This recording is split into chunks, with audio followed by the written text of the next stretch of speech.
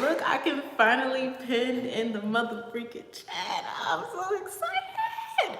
I'm so fucking excited, yo. You know how long I've been waiting for this moment to come? Like, it's gonna make my life so much easier. Just being able to post what I want in the damn comment box. Let me see. Wait, I still can't open it. Hold on. Why I can't? You know what? See, I thought, I don't know. Y'all, tell me why I'm doing this fake ass interview right now. So, I've been job scammed so fucking much because I'm currently looking for another job. And these scammers are getting like real legit. They're getting real creative out here. Like, it's so realistic and gets on my motherfucking nerves because they're wasting my motherfucking time. Like, and at this point, I know it's a scam. I just know it is, but I did it anyway. Thank you, Monet. How's everybody doing? Look at me shuffling cards. I wasn't even getting on here to do cards, but I had them out because y'all know I use my tarot boxes to hold my phone up. But I do have a message for somebody today. My ear was ringing real bad, and I was like, oh shit, okay, there's a message coming through. And I actually had gotten this message this morning while I was making my damn breakfast. Hold on, this the fake scammers emailing me and shit. See, but I've been there, done that, and I already know what it looked like. I already know what a scamming ass job looks like. So he's talking about we about to get back to you after we review your interview questions and shit like that. If that motherfucker get back to me in less than 10 minutes, I know it's a scam. I know it's a scam. But yeah, I was making my breakfast this morning and I started getting these downloads. So, you know, I pulled a couple cards, and in the cards, basically, this may be for, oh shit, I hope it's for me, but it may be for a select group of y'all. Some of y'all getting ready to find some money that ain't yours. Like, the shit literally about to just fall in your goddamn lap, for real. But in the reading, what came up was like there was gonna be some type of debacle or like fight or a conflict of some kind, because the first thing I said, what is this, a bodyguard or a security guard or something? Like, why am I picking up on a security guard? So the vision that I was getting was like someone, and y'all know I'm a bartender, right? So this is the vision they gave me because this is some shit that would actually go down on a club scene. So, hey, Jasmine, as I said, bartender. Okay, so Jasmine, this might be for you. I don't know, but yeah, it's like some type of like altercation with the security guard, a bodyguard at the door, some people. And what I was picking up was like, okay, it's a distraction, right? So that somebody could either sneak into the club or do some shiesty shit, you know. But as I continued to look deeper in the reading, what came out was like, whoever this person is that's starting up all this bullshit for no reason is actually gonna end up dropping their money. Thank you, thank you, thank you, thank you. At first, it took some adjusting because it is a little bright. You know, I'm light-skinned as fuck, you know, but I like it. I was like, why I ain't did this sooner? I still have to go back and touch it up. Like, I want to go back and re-bleach and tint my lace because to me, it looks fucked up. So I'm going to go back and do that, and I'm going to dye the edges a little darker.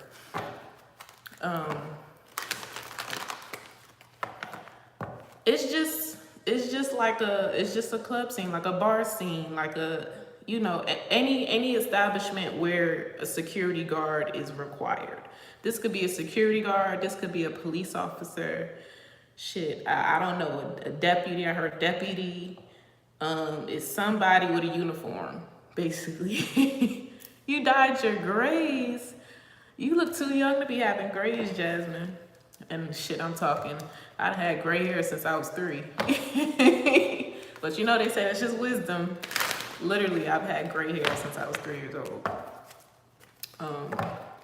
The same 3 gray hairs too. The same 3. I still have them. I don't pluck them or anything. But anyway, somebody gonna drop some money. And the message here is telling you, don't say shit, okay? This is not the time for you to be a noble ass citizen. If you've been needing some extra fucking money, you about to get it out of the hands of somebody who don't fucking deserve it, obviously. Oh, she has gray hairs. And I was like, what? As I'm doing the read, I'm like, what? Are you serious? So what they were showing me was like somebody who's fighting, you know? So of course you fighting, your shit probably flying everywhere. This could be a phone, just something of material value you're gonna find, or it's gonna be there for only for you to see it. That's what came up, only for you to see it. Nobody else is gonna see this money or whatever it is that this person drops, because it's for you.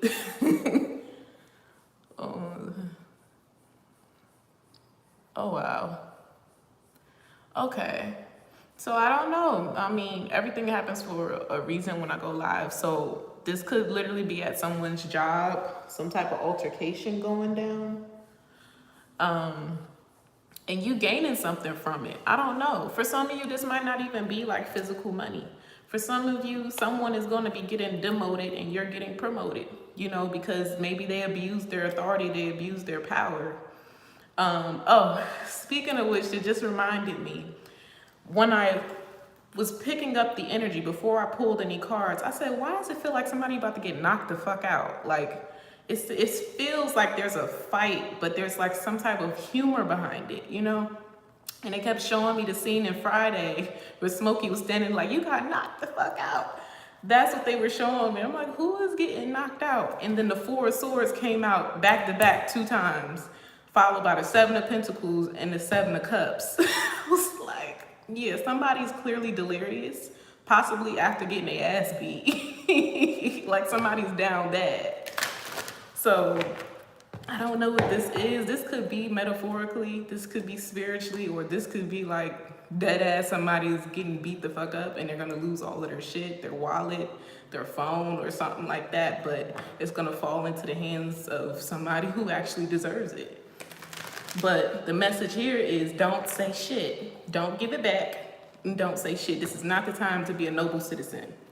And you know what's funny?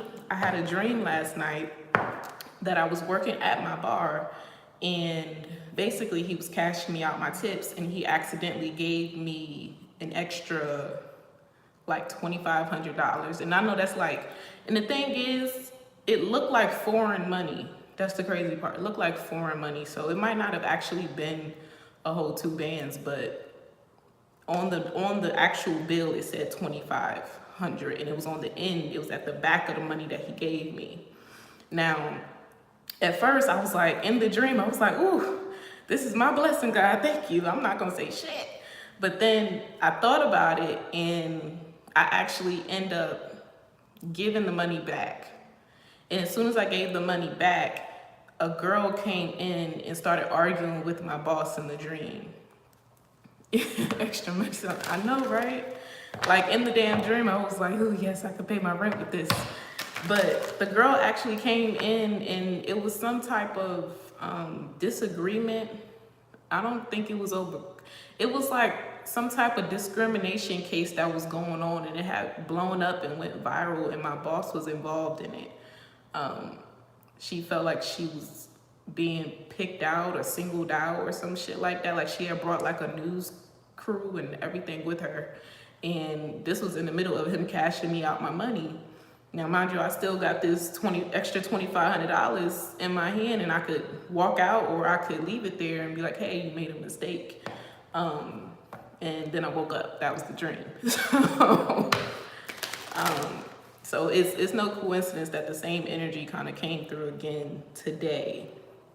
And in a small way, that kind of happened the other night too. There was a Vietnamese man that came into the bar, and he said, can you help me? Like, I need some money to catch the bus because my car broke down the street. I just walked 6 blocks, you know, to get some help, you know, and see, when I'm in situations like that, I try not to be judgmental, you know, because it's like, whether that person is telling the truth or not, that may be you being tested, you know. So I try to help whenever I can, unless just something in my spirit just says fuck no. Sometimes that happens. I will literally look at someone and see the darkness in them, see a demon in them, and be like, fuck no, they don't need that money.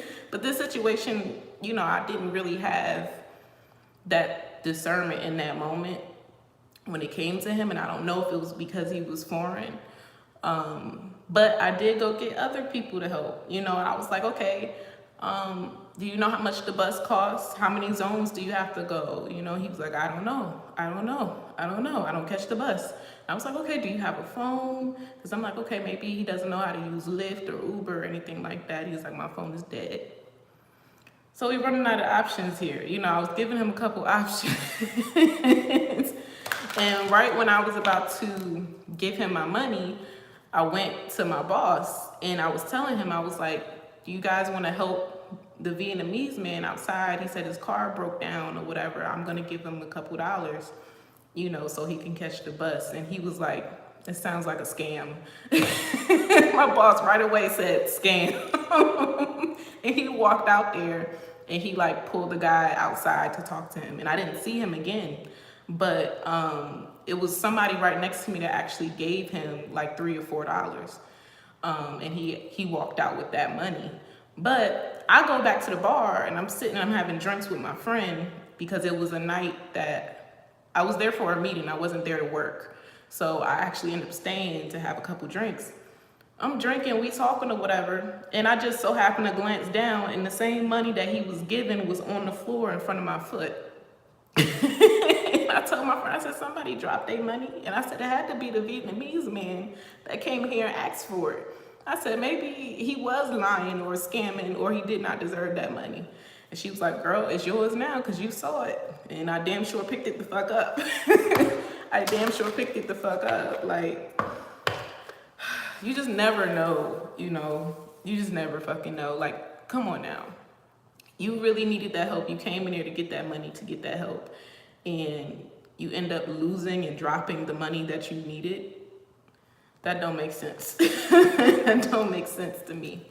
So that's just an example, I guess, to say in regards to the download that I got.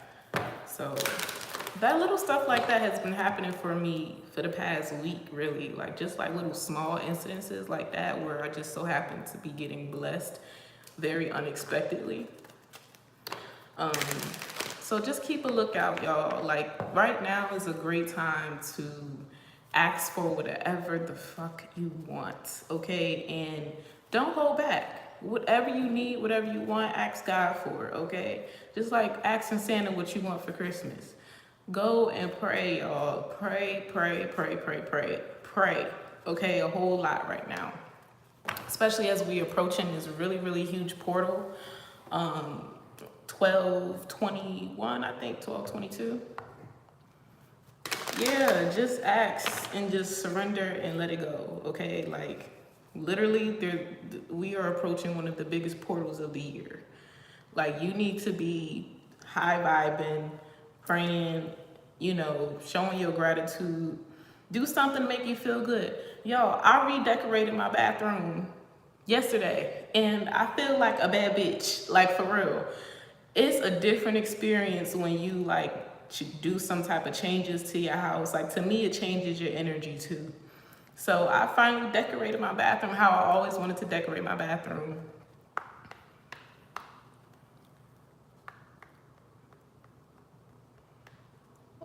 Well, I say nobody's right or wrong in that situation. Well, no, technically you were wrong for going live at work. But I mean, I think that's just a situation where you have to kind of be mature and take accountability. In that situation, the customer is right, Ari. I'm gonna just be dead ass with you. The customer was right. I don't care if that wasn't your intention, the customer is always gonna be right, unfortunately, when you work in service. So just one of those situations, you just gotta let it go. It is what it is, you know? Perception is everything at the end of the day. You being on live at work on your phone says, okay, she doesn't give a fuck about us.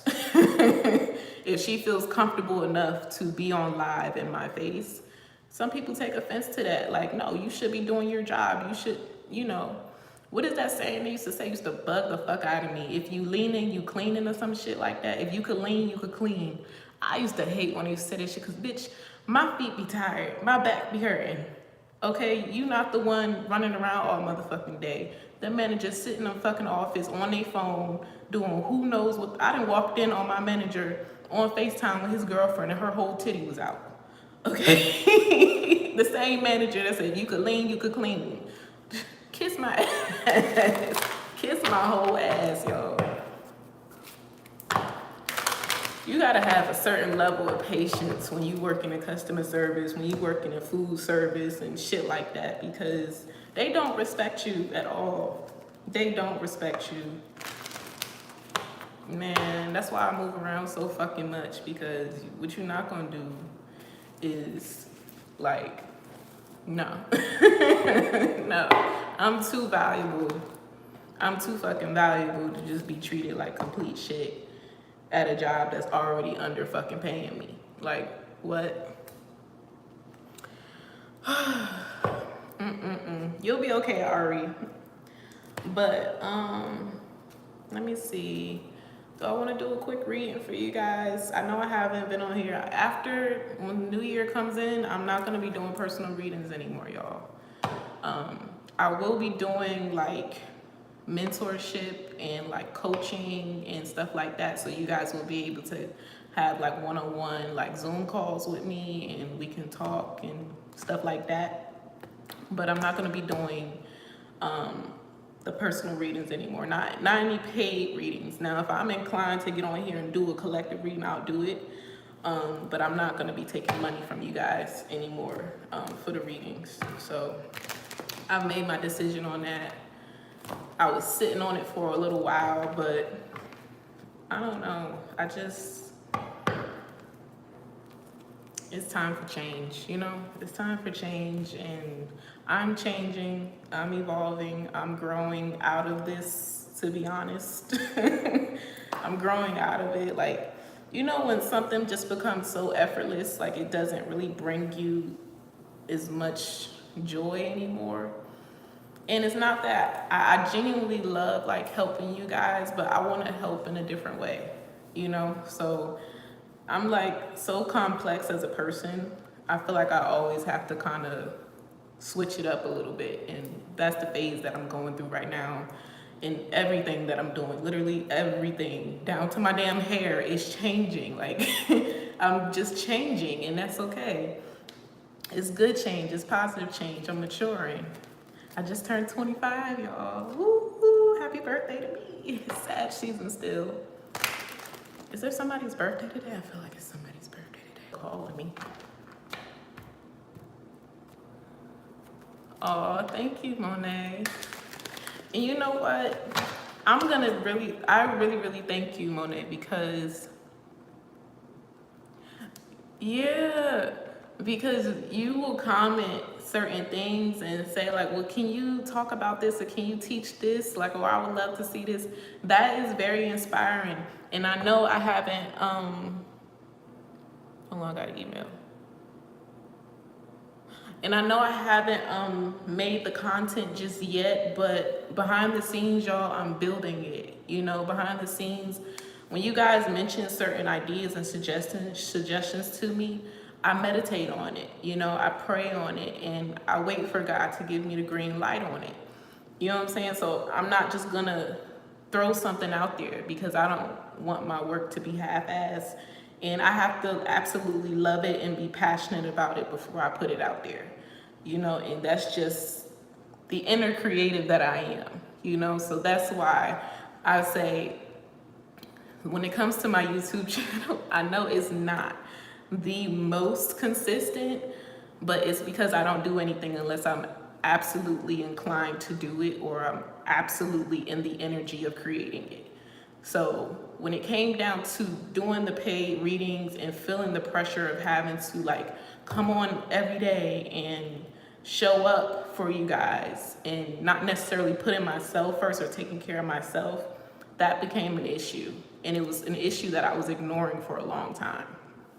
You know, so my gift is not to just do tarot. I mean, that's something that is a part of it. It comes very easy to me, but it's so much greater, so much bigger than that, you know? And I just don't want to limit myself or settle anymore, if you get what I'm saying. Look, as I split it, purpose card come out.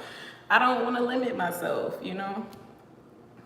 I want to do so much more. Like, I want to be a speaker, an international speaker one day, and kind of use social media to give me the platform I always wanted, you know? So right now I am in the process of creating a podcast where we're going to talk about a lot of the questions you guys ask me all the time. So that's in the works.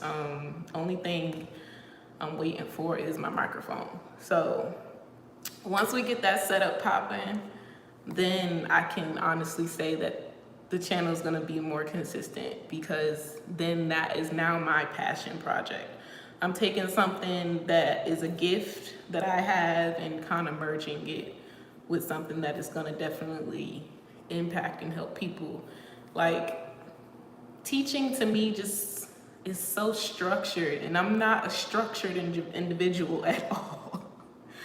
I'm not. Somehow I have survived off of no structure most of my life. It works for me, you know? So when I think of teaching, it just seems so like complex in a way where it's like you have to do things in a certain order and stuff like that. Like, I don't want my teachings to be curriculum based, you know what I'm saying? I even thought about doing webinars, but even that is just like, ew. Like, no, like, I want it to be more of a conversation. I want it to feel like we on FaceTime or we in the same room together talking about like real life shit. You know what I'm saying? I don't want to feel like your teacher. I want to feel like your sister. I want to feel like your best friend. I want to feel like your confidant, someone you can come to and talk about anything, literally anything, because 9 times out of 10, I'm going through the same shit. We all on the same path, the same journey, going through different challenges. It's just at different points and times and phases of our lives. But everything comes full circle at some point. At some point or another, the next person across the street next to you, living with you, didn't experience something that you have, whether it was in the past, whether it's happening now, or whether it will happen later down the line. We all relate to each other. We're all connected. So that's why I be saying, even when I'm not on here, I feel you guys. Yeah. I mean, we all born to stand out at the end of the day. We're not born to be boxed in, you know? You can take something or be inspired by something. It motivates you, but you don't even have to try. As long as you're being your authentic self, you being yourself with that project or whatever, it's gonna become you at the end of the day. Like, it's gonna become your own unique approach, because each and every one of us are supposed to be different, supposed to be unique. We can be inspired by things, but it's almost how they say, like, you wear the clothes don't wear you. Yeah, apply that same like concept with everything in life, you know. But a lot of us are on this journey of still figuring out what our authentic self is, what that looks like, what that sounds like, what that feels like, you know, because 9 times out of 10, if you are highly gifted and you're very different and you're a free thinker, you have like a rebel spirit in you, there's a lot of odds against you. And those odds can come in the form of family, friends, acquaintances, jobs, habits. Everything in life is working against you because you are a powerful force to be fucked with. Okay, so a lot of the times early in the stages of our journey, we don't realize that we're being forced to fit a certain image. And when you get older, or when you separate yourself, you cut these cords with people, you start to realize you've never truly known who you were, because you've been living life based off of someone else's projection of you. Trust me, I know. So it's amazing because when you go in hermit and you work on yourself and it's just you and God just getting shit done, and you come back out and you come back on the scene, you shock a lot of people and they like, this person wasn't like that. They didn't talk like that. They didn't dress like that. No, because that was never who I was. I went in hermit to find myself. God showed me who I was. He gave me instruction. I obeyed. I listened. He told me when to act, when not to act. He told me when to speak, when not to speak. You know, so having that relationship with God is really having a relationship with yourself.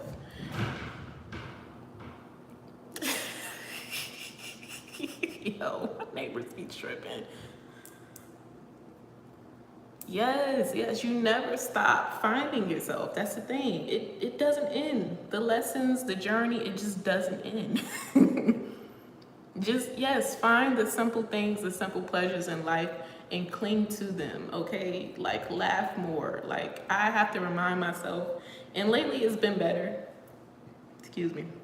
Lately it's been better. I've been in more like a childlike kind of spirit lately. You said, no, that's not. Nala in there knocked the fuck out. Nala in there knocked out. That's the neighbors upstairs. They got kids upstairs. They be doing too much. I wonder if she'll come in. Nala, come here. Nala. She sleep. Nala, come here, girl.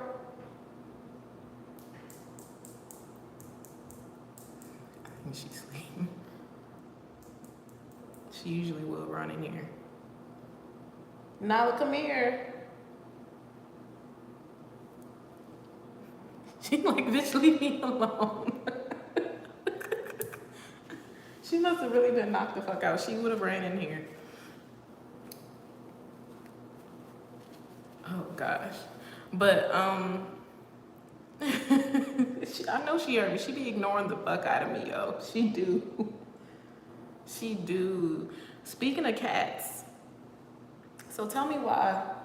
I don't know what it is. I don't know if it's like, if you're like spiritually gifted, the older you get, like, I mean, of course, the older you get, the stronger you get, but it's like this shit ain't waste no motherfucking time. As soon as I turn motherfucking 25, like, my third eye just like I be seeing shit. I be like, okay, I'm gonna just act like I didn't see that.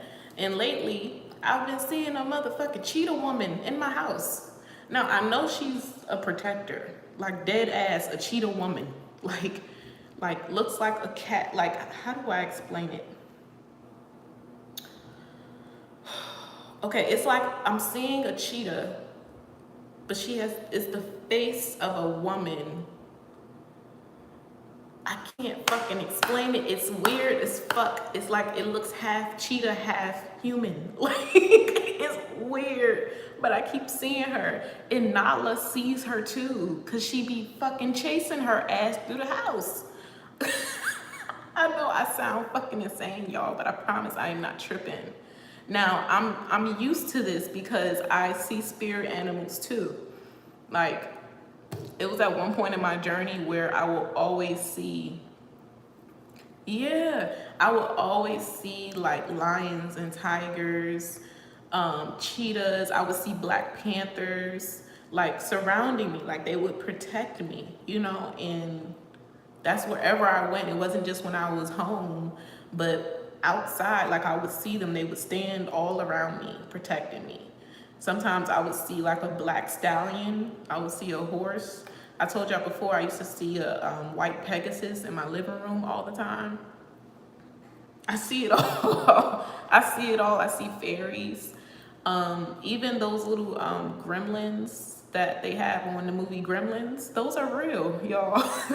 Those are real. They're very tiny, but they're real. Like the little troll dolls that y'all see, like the cartoon and shit. Those are real creatures. And they're the cutest little things ever. And they're so like cute and adorable and funny, but they're also like little mischievous little fuckers too. Just like fairies. Fairies are very like childlike and very mischievous. So they'll be the ones to hide your jewelry and play little slick games on you all fucking day. Yeah, I was just saying that, Jasmine. Yeah, they are like mischievous. They play a lot. They play a whole lot. But fairies are fun to be around. I've been seeing a cat or a small dog. Yeah, Nala is getting so big. I wish she would wake her ass up so I can show y'all. Nala. She heard me this time. Nala.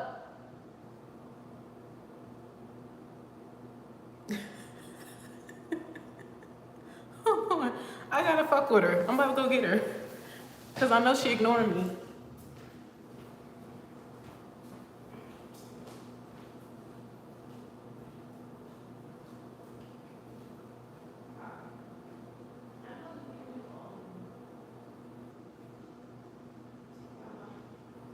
I just want to show the people.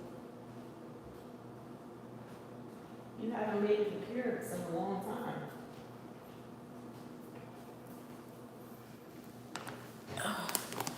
Nala is getting so big, y'all. Look at her.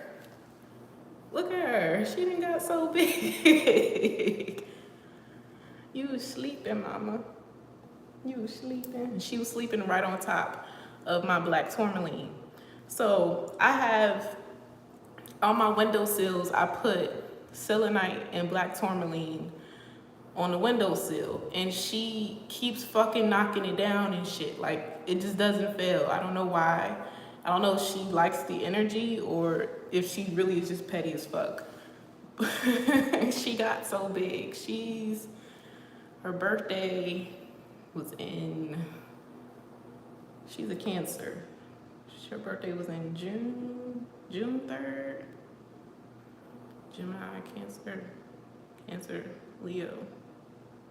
What is June 3rd? I think it was June or July. Cancer is still July, right? She already got her shots and stuff. She's not spayed yet. The original owner, okay, so then it was July 3rd. It was July 3rd, her birthday. So that makes her, what? 5 months and some change. But this is probably as big as she's gonna get, because I've seen her parents, they're not that big. But the owner that gave me her said that around 8 months to get her spayed or either start mating her, because that's around when she'll start to bleed. So I'm still deciding on whether I'm going to let her have babies or not, because they were like, she's a very expensive cat. She really is. Because she's foreign. She's a Scottish Amlog cat, some shit. She's from fucking Scotland. But they run for like $1,000 per cat, per kitten, and I got her for free.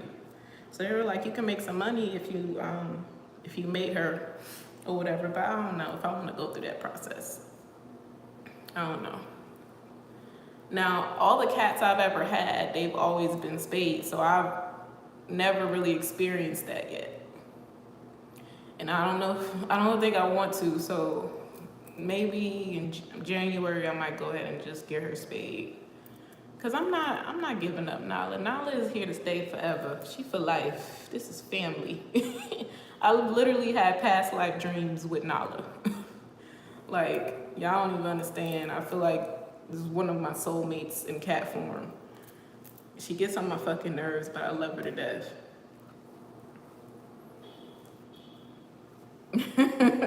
She gets on my nerves, but I love her ass. And she's petty as fuck too. Just like a fucking Cancer. She's petty as hell. You wanna go back to sleep?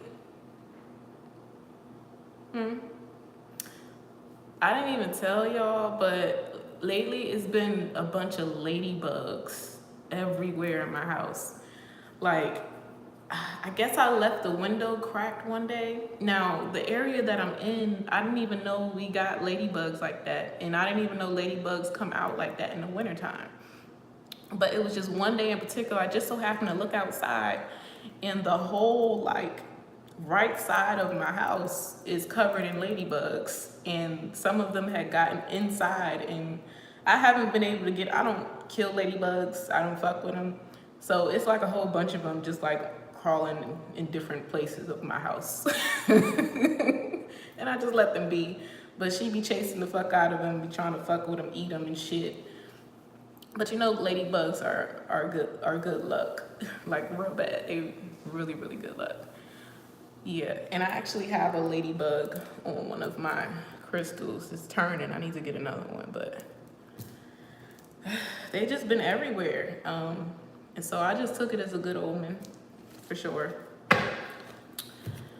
Can we talk about how petty they were to make fucking Taki sticks? So I went to the 7-Eleven yesterday, and I love Takis. Love them. Guilty pleasure. And I was at the daggone register, and I had gotten the small bag initially, and it rang up for like $2.59. And I said, that's a scam, because at the supermarket, the big bag like this is like $3.50. So why would I pay for this little ass bag for $2.59? He was like, you know what? Cool. If you go get the big bag, I'll give it to you for $2. I was like, bet. I picked up this bag, and I read it a couple times. It said sticks. But for some reason, it just did not dawn on me that it would be these tiny ass little shits. Look at this. What is this? How am I supposed to enjoy this? I can't even savor the fucking Taki. And they got a nerve to be spicier than the regular ones, because they putting all this motherfucking seasoning on this little ass stick. Like, what the fuck? I was so pissed when I opened this shit up when I got home. But I blame it on the alcohol. I blame it on the liquor, because I was lit coming from work. And he was like, why do you come in here so late every night? I'm like, I'm a bartender. I get off at like 2-something in the morning. So, I mean, I be hungry and I be wanting to munch and snack and shit. I was not expecting to open the bag and it be these little ass shits. Like, what the fuck am I supposed to do with this? Usually the normal size Takis, I like to just like eat the seasoning off of it. Like, I take my time when I eat my Takis. Like, I can't do that with these. And I'm a little upset. Like, more than a little upset, but shit. You have a crush on the manager. I thought we talked about that. Stay away from the managers. You ruin your life.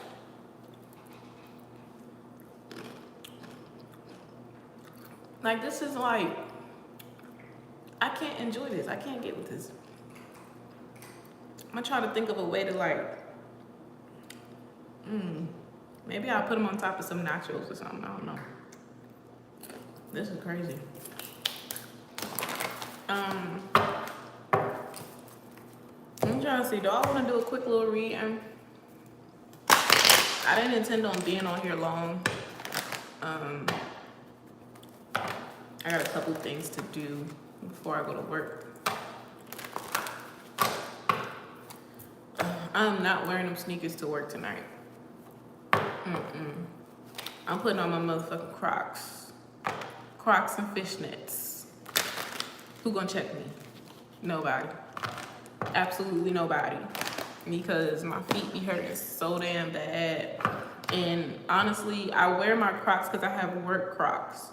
So they're made for the floors, for like kitchen floors and stuff like that. And they're slip resistant. I almost bust my ass in cleaning up a section last night because I decided to put on my fake Balenciagas to look cute, you know, because I mean, Crocs with fishnets kind of look a little ghetto. It's giving ghetto, but it's giving comfort as well, you know. And if I'm working that long on my feet all damn night, I need comfort. So they gonna get these Crocs and fishnets tonight until I got time to go and get some. I might get some Vans or some Pumas. cool. It's cool. Like, it has its ups, it has its downs. It has its slow nights, it has its packed fucking nights. Like, yesterday was a packed night because we had a Christmas showcase. So there were different like artists, singers, rappers came out and performed, and also we did a toy drive. So everybody who came had to bring a toy for $10 entry into the club. So by the end of the night, it was a nice big pile of toys. I even went and got a toy. So we gave back. We gave back. We popped bottles and we gave back, okay? Tonight is gonna be another event. I think it's just another artist showcase, and then tomorrow is gonna be a comedy show. So that should be fun. So tonight and tomorrow night is gonna be super busy. Yeah, I've been meeting a lot of people. But working as a bartender, honestly, has added to the reason why I'm not dating right now. Like, these niggas for the streets. Like, for real. These niggas are for the streets. Like, none of them are worth my time at all. At all. Like, none of them are worth my time. Like, baby, I'm here to sell you a dream. As soon as you walk out that motherfucking door, do not call me. Do not text me. Don't hit me. Don't even look at a picture. Don't, no. No, it's a no for me. A no. Like, I'm so over it, yo. I'm so over it. And you know what else I said I'm starting doing? Child, I'm so over that damn twin flame shit. Like, literally, any reading that comes up on my motherfucking timeline about a twin flame, about love coming, about, I'm like, I don't want to see it. I don't want to see it. Like, I don't want to see nothing about no love coming. The past is coming back. No. Honestly, I've had more of a peace of mind since I stopped watching them fucking love readings. Seriously, like, just let it go. Just let it the fuck go. Like, I'm so tired of being stuck in this fucking delusional ass loop, thinking that some damn Prince Charming is coming in to fucking save my ass. Like, no. And I think that's been the big decision too that I've needed to make. Like, okay, are you gonna choose love or your career right now? I mean, either way, you're gonna win. But right now, it's just like, no, I don't want nobody right now. I really don't. So, and like I said, just my job hasn't made it any better. Like, it's so hard because, like, right now I'm on here and I'm super open about like my spirituality, and honestly, it's like so weird for me because as I'm working, as I'm bartending, I'm hearing the thoughts of people in the room. My spirit guides are talking shit about people in the room. I swear to God, I swear it don't be me, yo. And it's like, I see shit before it get ready to happen. Like, I know when someone's getting ready to walk through the door, or I know when somebody's about to come to the bar and ask me for a fucking Heineken beer. Like, it's just little stuff like that that's happening all while I'm working, and I'm like, wow, God, I really gotta blend in. I really have to blend in, like, and I don't want to, but I also don't want to like feel like the freak in the room, if you get what I'm saying. I don't know. It makes my nights go by quicker because it's funny as fuck, yo, shit that I be picking up on and seeing and hearing. It's hilarious, freaking hilarious. Look, hilarious. The shit that I be picking up on while I'm at work. Like, the stuff that I be picking up on while I'm at work, like, my spirit guys are so fucking funny, yo. So fucking funny. And I know it's not me. I swear it's not. I don't care that much. I literally do not. I don't. Like, I shouldn't know what you're going through, you know, at home when you come to the bar, you know, but they're telling me this shit. They be telling me people's intentions. They tell me people's intentions when they come to the bar, and I'm like, dude. So I said, when I meet men, I'm gonna stop telling them my age. Because when you tell them your age, they already make this assumption that you're stupid, you're naive, or, you know, they can run game on you. Like, and it's just funny to me because you don't even know that I'm reading your fucking mind while you're looking at me. Like, it's just, you tried it, my guy. You really tried it, but I'm gonna play along. I'm gonna play along, you know, stroke your ego a little bit, you know, but I ain't the one to play with. I'm not the one to play with, for real. These niggas are for the streets, yo. Be married and everything. Be whole ass married. Literally, niggas slid in my damn DMs. He came to the bar and he was an artist. He performed for his girl. His girlfriend was on FaceTime. He sat the phone down and was like, baby, this song for you. He dedicated the song to her and everything. 2 days later, he's in my DM, complimenting me, heart and all of that. Just the other day, he's like, can I please take you out or whatever? I said, you got a girlfriend. Just like I said, you got a girlfriend.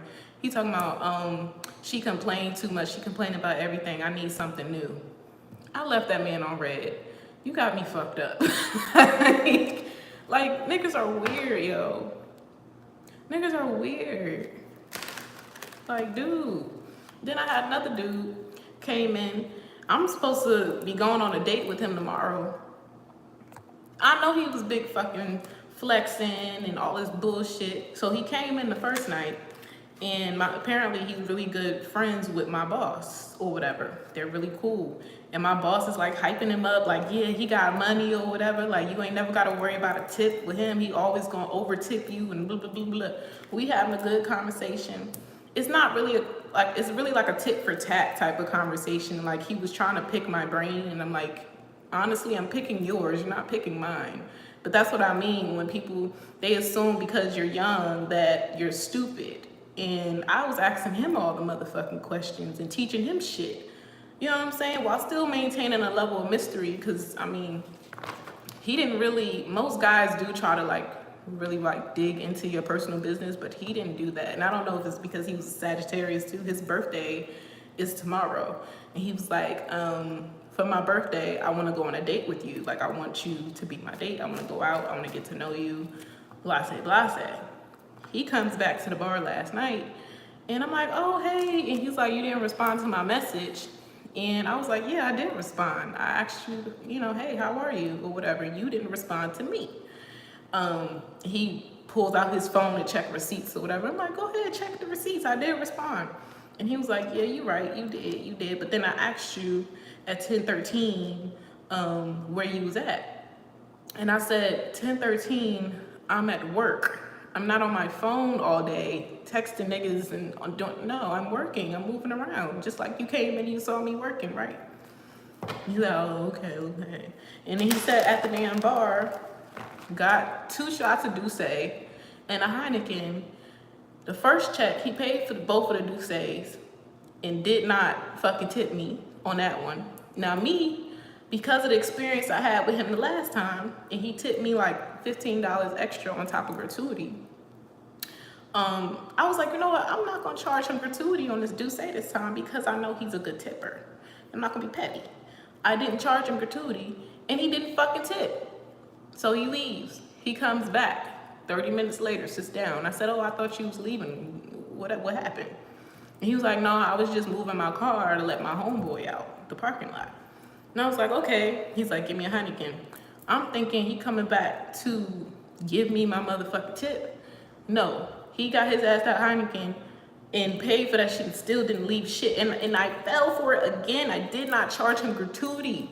I be giving these niggas the benefit of fucking doubt, but they ain't shit. These niggas are for the streets. It's for the streets. Like, dude, you telling me about this business you running and all this other shit, and I'm asking him like real questions, like, Honestly, you're 36 years old. What do you think a 25-year-old can offer you?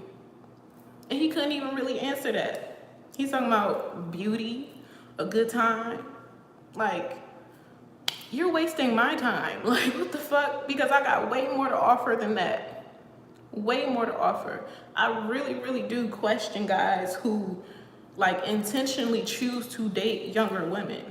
Like, what happened to you? What happened to you? And I don't have a problem with dating outside of my age group at all. Like, because I know, like, I'm more mature for my age. I usually end up attracting older guys anyway. But just because you 36 and approaching 40 don't mean that you have the mentality of a 36-year-old at all. Because talking to that man, I would have thought he was my age or younger, mentally. Mentally, even the way that he was talking about his ex-wife. He's like, oh, I was recently divorced. I said, okay, how long you been separated? 2 months. Oh, so you was just in the same household 2 months ago, and you think you ready to just hop out on a dating scene and do you? No, sir. No, sir. I'm nobody's fool, okay? Because in our conversation, you're still calling her your wife. And he was like, what do you want me to say? My ex-wife? My ex-girl? Yes. Yes. Why are you in my face calling another woman your wife and asking me out on a date? So we out on a date having conversation. You still gonna be addressing her as your wife? Like, I literally be wanting to laugh in these niggas' faces, yo. Cause who do you think I am? Who do you think I am? And you got 2 kids. And, you know, I told him that I was into, like, business management and marketing and stuff. And I tell you guys this all the time. If y'all are trying to, like, start a business or anything like that, feel free to hit me up. I will help you throw that shit together because I'm a visionary. You know, I see what the fuck it should be. You know, I can help you put the pieces together. I'm really, really good at that. So that's why I want to be a creative director. I always said I would go back to school for that. So I told him that because he was like, okay, what do you want to do with your life? I was like, I want to be a life coach and a creative director. So he was like, okay, if I show you my dog training business, my website, could you tell me what's missing or what I can do with it? And I was like, yeah. He passed me the phone. I looked at it. He was talking to his mans at the bar for a little bit. I didn't want to interject or anything like that. But when I get in that mode, I'm in that mode. Yeah, it's ridiculous. It's ridiculous. But when I'm in that mode, I'm in that mode. So I was focused on helping him. So when he had the moment and I was like, okay, when you're ready, I want to talk about your business. I get to telling him, because he has like the dog training service. He says that's his passion. And on his website, he had different packages for small dogs, big dogs, how many lessons they get a week, the price point of this and that. And I say, you know what? Because I'm very blunt. If you want me to critique your business and really help you, I'm going to be blunt with you. I'm not going to cut corners. I said, honestly, your website looks like a pet toy store. It doesn't give me, like, you know what you're doing when it comes to, like, aggressive breeds or anything like that. And I also said you need to partner up with a breeder. You could cut them 10-15% for just giving you, like, different litters of aggressive breeds, specifically aggressive breeds, because when you think of dog training, you think of aggressive dogs. Straight off the rip, you think I need to take my dog to training, you think that dog is aggressive. Okay, so you can't have a motherfucking bulldog, pit bull as your label, as your logo, and then I scroll down and I'm seeing the motherfucking poodle fucking toy dog on your damn website. It don't make sense here. And also, when it comes to color schemes, that makes a difference too in the message that you are trying to portray in your business. You can't be doing white and red on your website when you're supposed to be training aggressive dogs. You need to be doing black and dark tones, like literally go dark mode on your website. Okay, like perception is everything. Just like in a movie. If you're watching a horror movie, they're going to put intense music behind that scene to elevate the scene, to make you believe that you should be scared, right? To put you on the edge of your seat. You could put that same exact scene and play some upbeat, like joyful music, and your perception of what's going on is going to completely change. Your idea of that character is going to change. So the same thing applies when you're building your business. You're creating your color scheme, you're creating your objective and different things like that. Realize that you're not the only one looking at it. It's other people too. You have to convince them that they can trust you. So I was like, you should have videos of you training these damn pit bulls and bulldogs and shit like that. Like, them motherfuckers need to be vicious, like real bad. And then you can have a service where you work with smaller dogs and puppies and things like that. That's the plus. But your main focus needs to be the aggressive breeds. And what's better than people bringing their dog to get trained is already having dogs that are trained. So that's why I was like, we need to partner with a breeder, train these dogs up until they maybe about 3-4 months old, and then sell them. You're selling these aggressive breeds already ready to go. They potty trained. You know what I'm saying? They answering their commands. They have manners. They doing backflips and tricks and shit. You gonna make way more money doing it that way. Plain and simple. And it's less interaction with the customers. It's less stress on you because this is what you do. This is your passion. This is your gift. You're gonna be working one-on-one with the dogs and not so much with the customers who always got something to say. So I'm trying to pitch all of this to him, right? Good shit. Good shit. He cuts me off to try to ask me out on a motherfucking date. And I'm like, so you're just not gonna, you're not gonna like consider anything that I just said to you? Did it go through one ear and out the other with the, like, I'm confused. And he was denying all of my ideas. He's like, no, I'm not doing that. No, that's too much. It's too much work. I don't want to do that. I'm like, do you want to make money? Do you like money? And he was like, I love money. And he pointed to his daggone jacket that he had on, and it had black glittered letters saying money down his arm.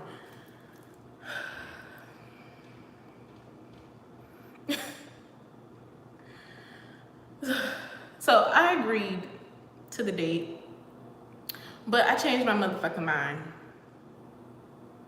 After he pulled that shit, and he came in there, not once, but twice back to back, and did not tip me. I know you motherfucking lying. You got the wrong one. I'm not going on a motherfucking date with you. Sorry. Sorry, not sorry. Find another bitch to play with. And that's why I said, I'm gonna stop telling these niggas how old I am. Because I don't know. I don't know why they think age determines your value or your intelligence. In my case, it really does not. It doesn't. And that's definitely a topic that I want to talk about on my podcast because it happens so often. And it's so freaking annoying, yo. It's so irritating. Like, and I know it can be a little confusing, especially with the area, you know, the environment that we were in.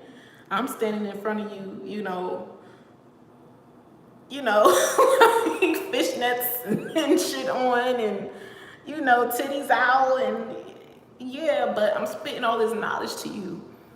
I'm talking to you with some sense. I'm talking to you with some wisdom. Like, I'm not even responding to your little subliminal ass flirting and all that other shit. Like, he came in the bar the next day, the same day, yesterday. He didn't tip me. I'm simply asking him, hey, what do you want to drink? And he talking about you. I was so disgusted. I was so fucking disgusted, yo. Like, dude, get your life. Get your life. Because I'm not one of them. And I think he realized that very quickly. Because after he said that shit, I was not paying him no mind. You refused to take into account my gift, the gift that I was to you, telling you, you know, what to do for your business and stuff like that. And he was like, you know, I'm open to hiring like a marketing manager or whatever. I can't really give you big bucks right now, but I'm open to bringing you on to help me and shit like that. No, I am in service to those who will accept my help, okay? And accept it humbly. you know, and we can go back and forth and we can exchange ideas and create together. I'm not an ego-filled person or anything like that. I'm not prideful in that way. I'm here to help you build, help, keyword, you know what I'm saying? So I'm not there to completely take control of what was once your passion project. You know, I'm just here to kind of add a little razzle dazzle to it, okay? And that's it. That's it. All you have to do is just be open to change, you know, and also be willing to put in the motherfucking work to change. If you really want to make money, people get on my nerves. You get on my nerves. And you know, I really love this shit. I really do. And that's why I'm like, I want to be a freaking creative director. And I said creative director because I'm passionate about so many things. And I really couldn't pinpoint a focus. I couldn't find a focus point for my gift. So I did some research and it came up creative director. And you can do that in pretty much any field that you want. But it kind of just adds like a generalized term for what it is that you do. You know, so I can be a creative director on a fucking music video scene, or creative director for a book or a magazine, or a creative director for an upcoming business launch or something. Creative director for fashion if I want to work with clothes. Like it's just a broader spectrum when it comes to that. And that's what I like about it, because personally I feel like, and I know this kind of sounds cocky, but I tend to master everything that I am passionate about. Like if I'm locked in on, like, just example, if I'm locked in on doing nails and that's what I love to do in that moment in time, I'm gonna be good as fuck at them damn nails. Them nails gonna come out good every motherfucking time, okay? Like it gets to a point where it's like everything you touch turns to gold because you just bring the razzle dazzle. I don't know. I hope y'all get what I'm saying. Like, and you know, it's kind of rare. It's kind of rare because it's like most people don't allow themselves to try different things, but I have no cap. There's no, like, sky is not the limit for me. You know, if I look at it and I'm like, I can do that, I'ma do it, and I'm gonna make sure I'm good at it, okay? And then when I done mastered it, I move on to something else. And there's nothing wrong with that. Yeah. And you know what else? It makes you usable. Like, God can use you in so many different ways and avenues and help you and connect you with so many different people if you allow yourself to just try new things, try new shit, step outside of your comfort zone. And for so long, I thought that I wasn't stepping outside of my comfort zone, and I would really, really be really hard on myself until I realized that I always step outside my comfort zone. I'm always doing something that makes me uncomfortable. But I'm like, fuck it. Fuck it, because who knows what could come of this experience. I'm always looking to learn from people, from experiences, you know, because that's what we're here to do. We're here to learn. We're here to evolve. We're here to grow. And it's like, what's the point in me staying cooped up in a house and not doing anything about it? Yeah, like sticking to such like a regular routine is just so boring. Sometimes you gotta switch that shit up. Now, the thing that I had to master this year before I got into this mode of like, you know, interchanging and being flexible was learning practicality. So I have a South Node in Pisces. Pisces tend to be very dreamy, very, very dreamy. My North Node is in Virgo. Virgos are more practical. They're more tactical. They're more calculated in their moves and their steps. They're very good with managing money. You can depend on a Virgo to handle business, okay? I don't agree with a lot of shit that Virgos do, but you can depend on them to handle business or run a business and save some money, okay? They save for rainy days. They know what they're doing. They can definitely separate, like, I would say Virgos are realists. They're realist. So me being in the Pisces South Node, I tend to be a little delusional sometimes. I aim for the stars, and I'm like, no matter how big it is, I'm gonna have it at this point in time. And I also had a bad habit of time stamping my blessings. And you can't put a time on God. You can't rush anything to come to you. You actually do have to put in the work. You have to meet him somewhere. So I learned that this year. So I feel like I'm officially stepping in my Virgo North Node. And I've found balance. I have found balance. And I feel like yesterday, since we're in Sag season, I allowed myself to be a Sagittarius yesterday. And I went over my budget so I could decorate my fucking bathroom. And I'm so glad that I did it. I'm so happy I spent that money. That was the happiest money I spent yesterday. But I hadn't allowed myself to do that in so long because I was in this testing. I was on testing ground when it came to budgeting, when it came to financing, when it came to saving money, when it came to just being responsible, being a responsible adult and saying no to myself sometimes, setting boundaries with myself sometimes. Because sometimes, how they say you have emotional shoppers, you have emotional eaters and stuff. I'm the type of person, if I'm down, if I'm stressed out, I will go and spend money to uplift my spirits, whatever that is. I'll go get a massage. I'll go get my hair done. I'll go get my nails and feet done. I'll go shopping. I'll buy some decor for the house. I'm gonna do something, but usually it involves spending money. So I had to learn to stop doing that shit because it was becoming a bad habit.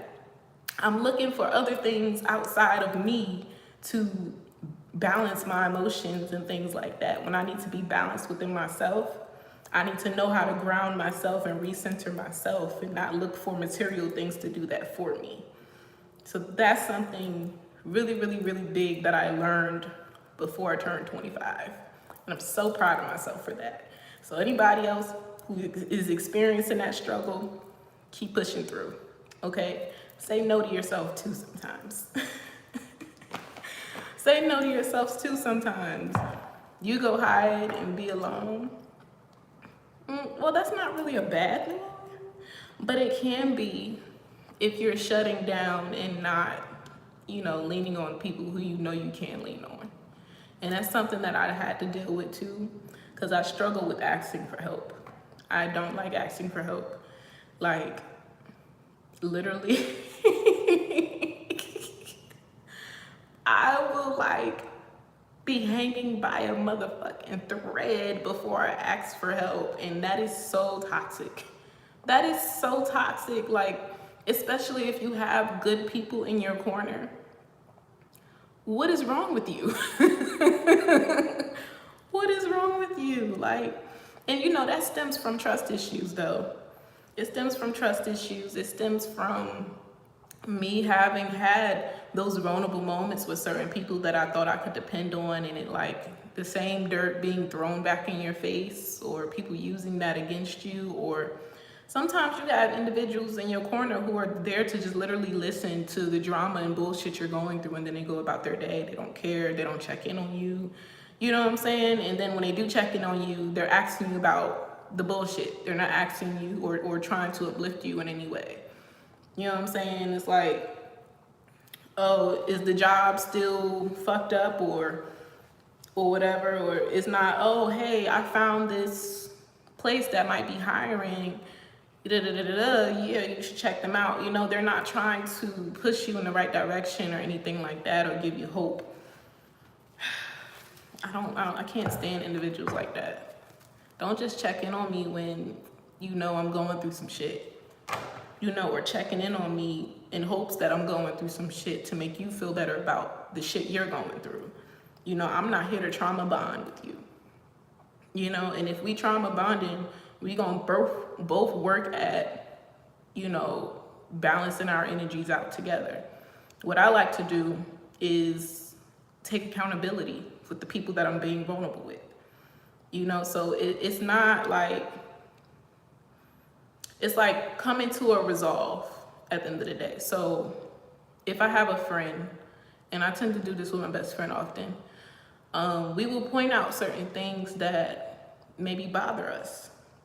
You know, it doesn't mean that you're a bad person. It doesn't mean that you're necessarily wrong. It's just like taking a different approach to how you say something, how you do something, and how it can impact other people.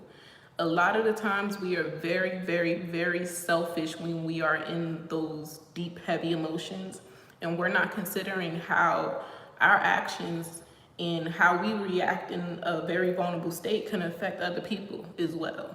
So you running and hiding, it might actually offend someone who is close to you or lives with you or whatever. And it's now your energy is coming off a little funky, and it's like, oh, what's her problem? You know what I'm saying? And if you don't necessarily live with the most positive individuals, they tend to take everything out of context. That's gonna be like a fight or just a bunch of drama waiting to unfold because you weren't being transparent, or you didn't just signal, hey, I need some time to myself. Give me a moment, I'll be back out here with y'all, or I'll call you tomorrow, I just need to rest. Like, you can kind of explain that you need space, you need boundaries without necessarily like being, I don't know how to say it, like, there's a way you can run and hide without running and hiding. If that makes sense. You just have to vocalize it. Like, we're human, it's okay. We all go through our shit. We all have moments.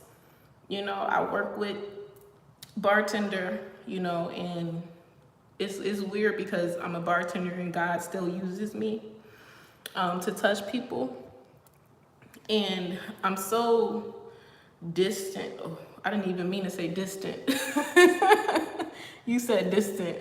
No, but when I go into the bar, I feel energy. Like, even before I get there, I feel it.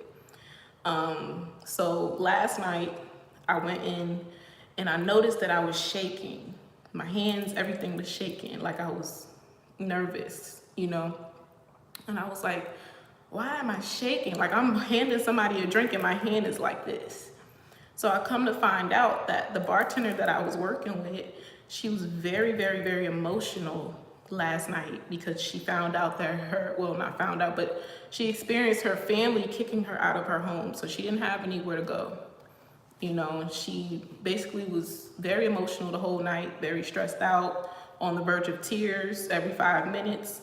And she's like, I'm really fucked up right now. Like, I'm really, really emotional, and I'm actually getting emotional recounting her emotions for her, because that is very heartbreaking. But that just goes to show I'm very sensitive to energy. I was feeling her anxiety before she even came into work. And it's the fact that she told me. She didn't tell nobody. She told me. I didn't ask for the information or anything. She came up to me and she was like, can you tell that I've been crying? And I'm like, crying for what? And she opened up to me and she told me what was going on. I gave her some reassuring words and stuff like that, making sure that she was okay. And I told her, I said, you know, it's okay to step off. If you need a moment, just let me know. Or if you need to talk, let me know. We can go to the side, whatever, I'm here for you. You know, so for the rest of the night, she felt comfortable being in that vulnerable space with me. And, you know, in a sense, I feel like I was able to temper her emotions. By the end of the night, I think she was a little bit better than when she came in.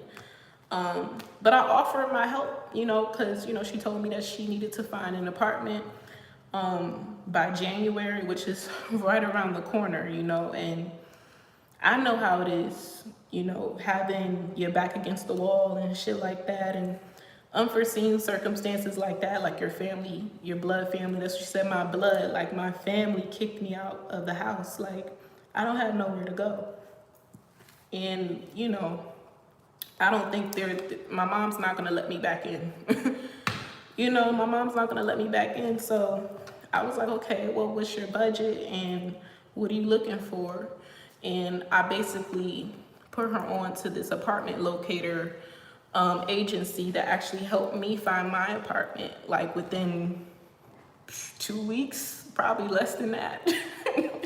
And I was like, look, you can use apartment locators. And she was like, what? They do that? I was like, yes.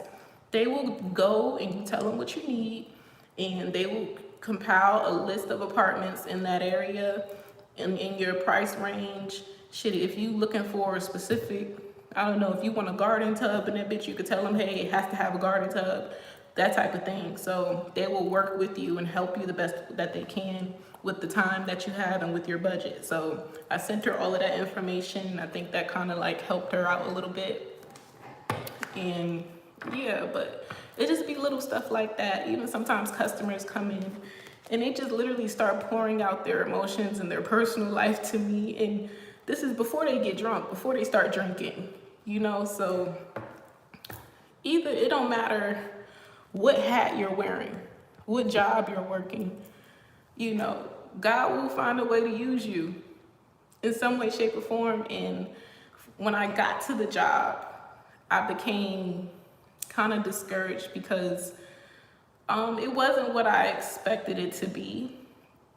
And for a long time, God just kept telling me, be patient, just wait, just wait, just wait. And each day would go by, there would be a different person that I would impact, you know? And sometimes I would even meet people who would stray away from my energy because my energy was so strong. I would have individuals that come in and embrace me, literally hug me, and just be like, I don't know you, but I know that I have so much love for you, and I know that you're different, and I know that you're gonna do amazing things. I've literally had those encounters with people. I've had people come in and be like, you're an earth angel. Like, literally, I've had people come in and try to scrutinize my character or tell me that, you know, my intentions are ill and all of that. I've come in contact with demons face to face and everything, working at a bar, like literally, I felt like I was having a conversation with Satan. Came into the damn bar fucking with me, trying to fuck with my mind, yo. Oh, I wanted to strangle that motherfucker so bad. I was like, damn. I had a conversation with the devil in human form. Dead ass, y'all. I'm not even joking. Like, that shit. And what's funny is his friend that came in with him, his name was fucking Righteous. Yes, yeah, it is a great place for that, but you do still have to be aware of dark energies and entities that are lurking in people because of the alcohol and the substances that all are around. You know what I'm saying? So them motherfuckers know not to fuck with me. Them damn little gremlins and demons and shit that be coming in, they don't even look my way. Cause I spot them out when they come through the door. You know, I can read energy. I can feel energy, you know? So I will literally get angry. I will literally get angry when I feel a heavy, dark spirit near me. Like, I'll get so disgusted. Like, I remember I was driving to work one day and there were panhandlers at the intersections, at the lights. So when you stop, they come straight to your car, you know, and some people will drive to the right side to avoid them or whatever. Now, usually I do give a couple dollars to one of them that stands there pretty often, because I feel like they actually are genuine when they're asking. Now, this one in particular was a new guy I never seen before. Instantly, soon as I looked at him, I said, fuck no, I'm not giving him no motherfucking money. It didn't have anything to do with his appearance at all. At all. It had something to do with his spirit. It was like I saw a dark ass cloud around him. I said, hell no, I'm not giving him my motherfucking money. And before I pulled up to the goddamn shop, I said, he better not come to my motherfucking car. And he damn sure walked all the way around my motherfucking car and went to the other one, to the other lane. Hell no. I peeped that shit from a mile away, probably literally, as I'm driving up to the light. You gotta be aware. You gotta be aware of certain energies that will try to attack you in different forms. In different forms. I tell you, it's like, it hits you. It almost feels like a punch to the stomach, like right in your solar plexus when you in the presence of somebody so dark. You know, when you in the presence of a soulless being. The sun. Oh, I can't think of it. It just be little slick shit, yo. Like, I don't know. Like, I'm gonna just give y'all an example. Like, say somebody, I don't know, they come in the bar and I'm just trying to give an example, but it just be so shady. That maybe they order, I don't know, some shots or 2 drinks or something. Okay, let me just say it's a guy that come into the bar and he come in with a girl and he ordering 2 shots of Henny or whatever, drinks for him and the girl or whatever. I might hear some shit in my ear, my spirit guides talking about he using his wife's credit card account or whatever, and she didn't lock that shit up and that's why the card declined. Or some shit because she trying to figure out what the fuck he It'd be like little shit like that. And I'd be like, yo. Like, I didn't ask for that. But thank you. I didn't ask for that information. But it just be like, y'all are hilarious, yo. And it be the signs and the symbols too. So that's why I tell you, I pay attention to everything. Pay attention to the TVs, pay attention to the music, pay attention to what somebody else is saying across the room, even though it ain't your business. But if your ear is inclined to listen, pay attention to what that person said in response to the thoughts or the feelings that you're having. Because your guides, they're talking to you at all times. So that's why I'm like, I'm in an environment where I'm constantly interacting with God, with my spirit guides, because there's so many tools at use for them to communicate with me. Like from the DJ to the music to the TVs on the fucking screen, like to the people I'm working with, to customers, like they're always talking to me. So even while I was out shopping for my decorations, I was guilt tripping myself the whole time. Right? And I'm like, I know I shouldn't be spending this money. I know I shouldn't be spending this money. I'm now in my Virgo North Node, so I'm stressed the fuck out about money. Pisces was talking, no, I wouldn't give a fuck. And we in Sagittarius, we do not care about spending no goddamn money. So I'm like, should I get this stuff? Should I get it? Should I get it? Should I get it? I'm still putting the stuff in my cart. I'm like, ooh, this will be cute. This is a cute pan, blah, blah, blah. So I do this thing, right, with my best friend and sometimes with my sister, where I'll be like, pick a number, 1 or 2. 1 is yes, 2 is no. Or if it comes down to like food, 1 is the fucking sandwich and 2 is the salad. You know, so I have to pick a number for me. So before my best friend responded, because I was in line and I was like, okay, 1, because there was a painting that I wanted.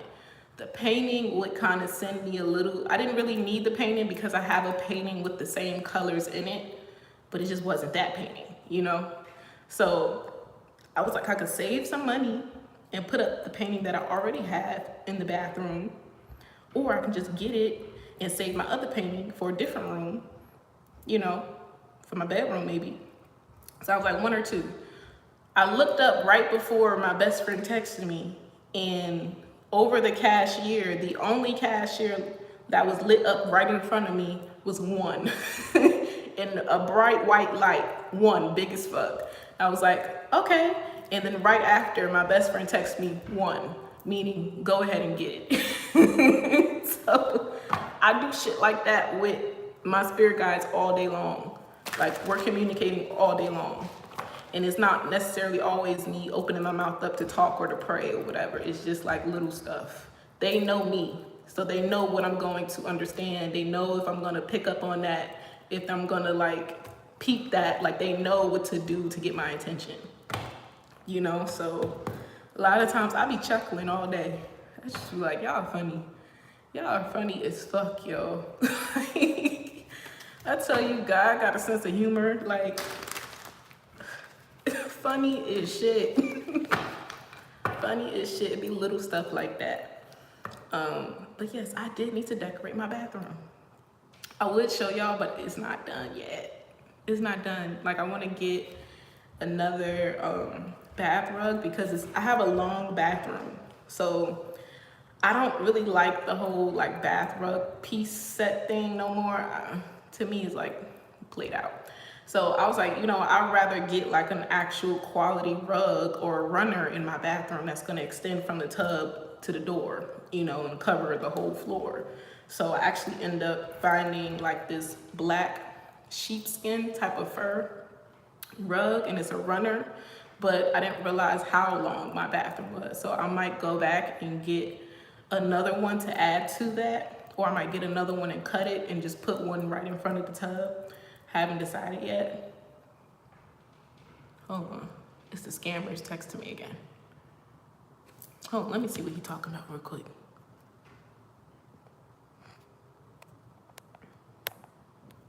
He goes, what y'all not gonna do is play with my time. Okay, watch they ask for some money. They're gonna be like, okay, so we have to provide you with all of your work equipment, but you have to first go and buy a gift card or a prepaid card or some shit like that. Scam. I don't know why I'm just running with it. It's just funny to me. It's just funny to me. It's so fucking funny to me. But you know what? This happens every time something better is getting ready to come in. Like, literally, it never fails. Every time something like amazing is getting ready to come in for me, I get a job scam. I get a job scam, literally every time. So I must be getting ready to get a new job, and a good one too, because I got scammed. I got scammed. They think they're scamming me. The thing is, what really, really did it was when they sent the interview PDF, the questions or whatever, I had already done the same exact one for a different company. Like, they sent me the same layout as the one that's tried to scam me before. It's just with a different fucking logo on it. So I literally copied and pasted my answers and sent it to them. Like, they getting creative, or, well, no, they're not getting creative enough, because you sent the same exact prompt as the last time and threw a different fucking company name on there. Crazy. Get it how you live. Get it how you live. I ain't knocking they hustle. They actually need to do a little bit better. They need to do a little bit better. Oh gosh. I actually have a couple videos that I need to upload. They're like sit down talk videos that I have just sitting pretty much on my camera. See, the thing is, I have an HP laptop, and I think I told you guys this before. So it makes it very, very hard to upload quickly and consistently, because on a MacBook, right? If I had a MacBook and I was editing and stuff, I can upload and edit at the same time. With the HP, you cannot do that. You have to wait an hour, 2 hours, 3 hours for that video to upload before you can go in and edit another video. And then there's 2 parts to it. So after I edit the video, I now have to export the video onto the laptop so that it turns into a movie. And then after I export it, I then have to do a second process of uploading it on YouTube. And YouTube has to go through their process of making sure that there aren't any like yellow or red flags, or what's the shit called? Copyright or anything like that. So it's just a long ass process. And I like simplicity. I like simplicity. If I put in all of this motherfucking work and we have all of this advanced ass technology and shit, why are y'all treating me like this? Why does it take so long to upload a fucking video? And then I put in all the work to upload the video, and YouTube want to copyright me, and then take back the copyright. How do y'all say never mind on the copyright and make me upload it 2 times? like I don't understand. And I think YouTube be playing with numbers too. They be playing with your subscriber numbers and shit. My shit be going up and down, up and down, up and down. And I noticed, it actually surprised me, because my subscribers have stayed at 885 for weeks, didn't move at all.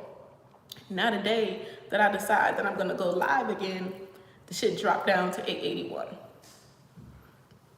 Why y'all playing with my numbers? Why you playing with my numbers? But my numbers went down and they gave me the privilege of pinning in the chat now. But the only thing is, I don't know how to open the chat to speak in the chat. Or I don't know if it's just because I'm on my phone. Like if I was to do it on the laptop, would it make a difference? I'm not sure about that.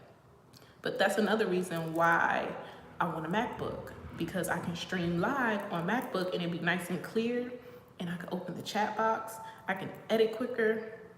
So that's why I said, okay, the door is open, ask for what you want. I'm asking for a MacBook, an Apple laptop, a MacBook. It don't have to be the newest one, you know, maybe like 2020 and older. Yeah. Yes, they do.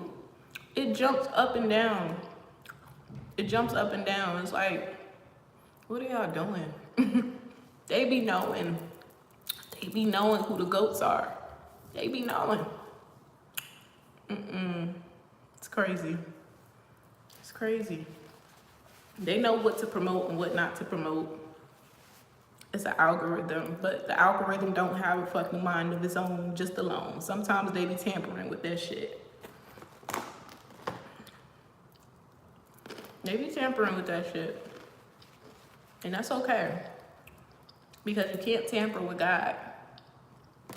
At the end of the day, when it's my time, it's gonna be my time. And it ain't a YouTube algorithm or nobody that can get in the way of that. Point blank, period.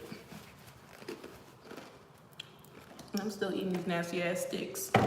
They're not nasty. They're good. It's just I don't like the way they're shaped. Really don't. I should have took them back. He probably would have gave me the other bag for free. He's actually my neighbor. I've been going to the 7-Eleven for so long. And I'm like, why does he look so familiar? Why? I was really racking my brain, like, where do I know him from? And then I went outside, I was on my way in, I was coming in from work, I think, and I saw him leaving, I guess, to go to work. And I was like, oh, he's the neighbor.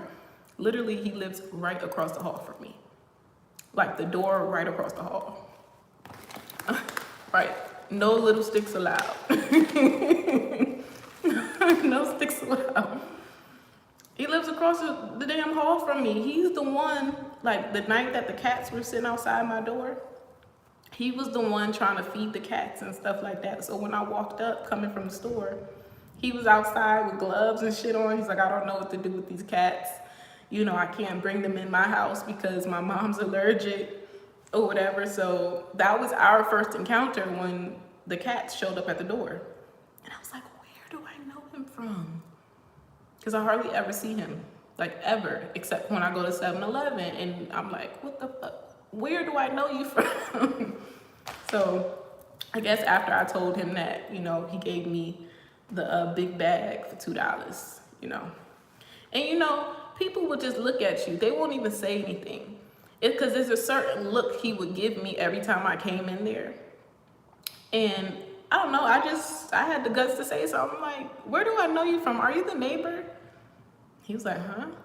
I was like, no, I've seen you before. I think you live across the hall from me. And he was like, oh, because he was like, I was looking at you and I was looking at your car. And I'm like, I've seen that car before. And I think I've seen her before, but I didn't want to say anything. I'm like, no, that's cool. See you around. Real cheesy. See you around, neighbor. I'll be back tomorrow. And I was trying to play a fucking scratch-off ticket. Well, I was trying to turn in a scratch-off ticket. I won $2. I got my $2 back from the $2 scratch-off ticket. And I wanted to cash it out. and pay for my chips with $2, but the machine was down. So I was like, maybe it's my sign not to play today. But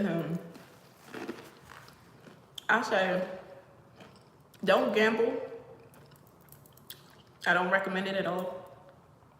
But if you're not at least trying to play that motherfucking Mega Ball, Powerball, Mega Millions at least once in your life, you're crazy.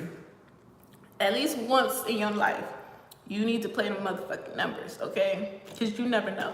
You never know. It might be you. It might be you. So I usually play numbers like once a month, and I might do a scratch off like here and there, like only if I feel like it. And I usually do end up ending some type of money off of a scratch off. But them numbers, play at least once a month. Just once. And I'm not condoning gambling at all. But why not? Why not just try it? Just look, you gotta play to win. You gotta play to win. Okay? And sometimes you lose to win. Life is a gamble. Like, it literally, life is a fucking scam. It's a gamble. So you might as well add a motherfucking scratch off to the list, okay? Don't be scared. Because I used to be scared. I used to be scared. But I have so many, the only reason I had gotten into doing it was because I would have so many past life dreams about me hitting the lottery. Like, real bad. And I'm like, God, is it in the cards for me? Me? I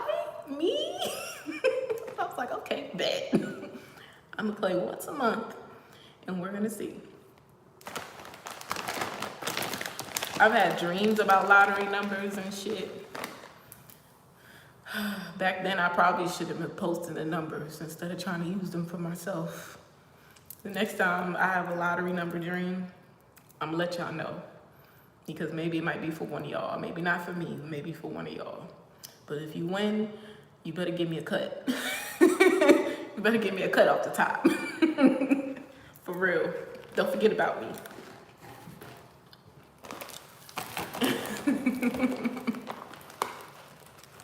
Don't forget about me. Nala girl.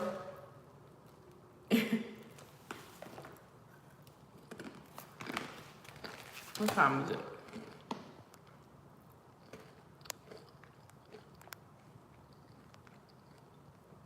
Did he even respond? Oh, let me check the scammer.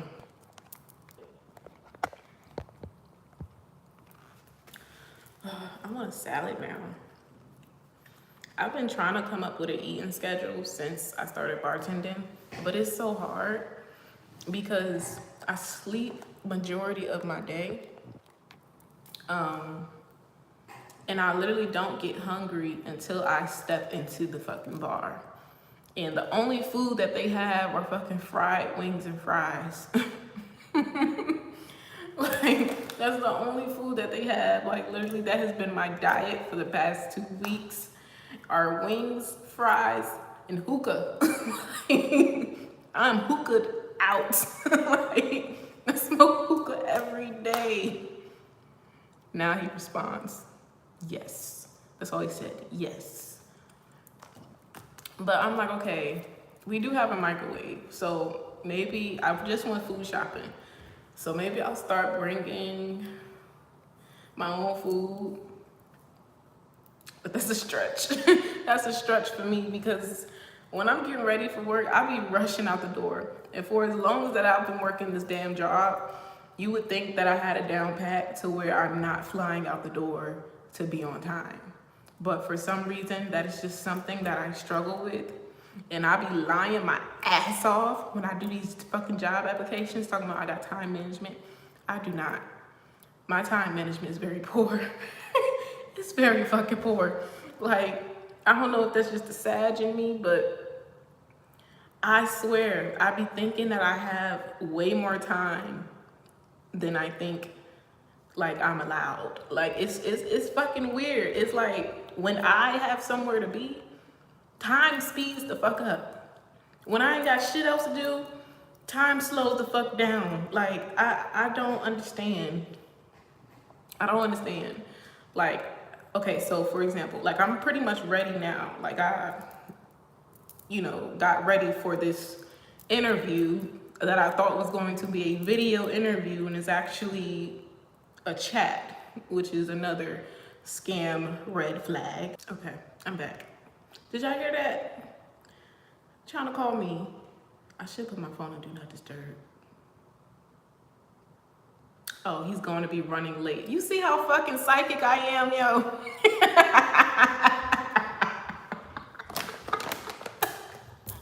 He said, if you can't wait that long, we can reschedule.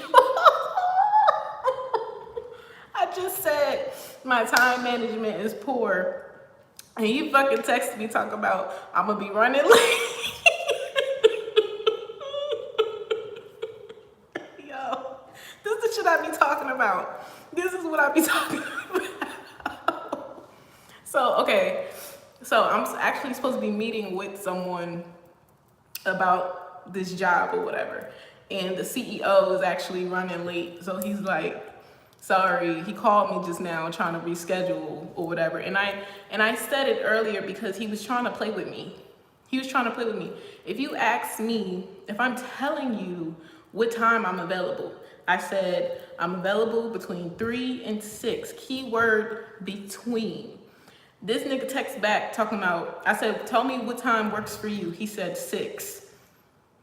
I said between 3 and 6, not 6 o'clock. 6 o'clock means I'm leaving. I'm out the door because I gotta go to work. And he was giving me these dry ass responses. So I didn't respond to him. I didn't fucking respond to him. Okay, cool. You said 6 o'clock. I'm gonna be there at 6. And when I gotta go, I'm leaving. I said, okay, are we just doing this? Because I don't have time for anything else. Because I told you between 3 and 6. So now he fucking, and I said it too. I said, because I was initially gonna ask him, like, do you just want to reschedule? And I was like, no, fuck that. I decided to be petty. I'm like, fuck that, no. So he ended up actually texting me just now, talking about, can we reschedule? I'm gonna be running late if you don't want to wait that long. Niggas. Like, yes, reschedule. Because first of all, we're having a meeting. I was supposed to be meeting with you and several other people because it's a team. This is a team effort, right? I'm not just there for you to show me a tour of the fucking office. I know what that shit looks like. It's not taboo. I know what that shit looks like. I'm there to meet with people. You were supposed to be introducing me to people. And you want to put a time restraint on it because your schedule doesn't fit in with everybody else. I told you between 3 and 6, and you talking about 6 o'clock, and I have to go to work right after this. He's talking about, well, we can meet up with other people on another day or whatever, but it's just going to be the tour today. I'm like, why would I drive all the way out there at a time that's inconvenient for me just to walk around a building? No, you could FaceTime me for that. You could literally FaceTime me for that. I'm not doing that. So that's why I didn't respond to him. So I'm still not going to respond because I'm not interrupting my live to respond to his foolishness. I don't care. I've been in my big Sag energy and I don't care. This is the part where they be like, Sagittarius, because when we don't care, we really don't care.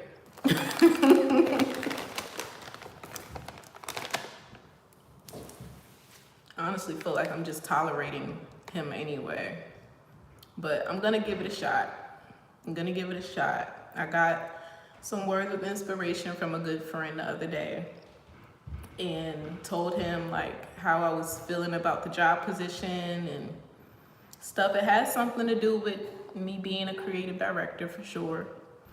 I kind of feel like I'm getting in the back end on some things, jumping through some hoops, but I don't feel respected And I knew this was something that was gonna come with the type of career that I'm going for. Being a young, intelligent, beautiful woman with a lot of drive and passion, and having to be a voice in a room full of ego-filled fucking men is an issue.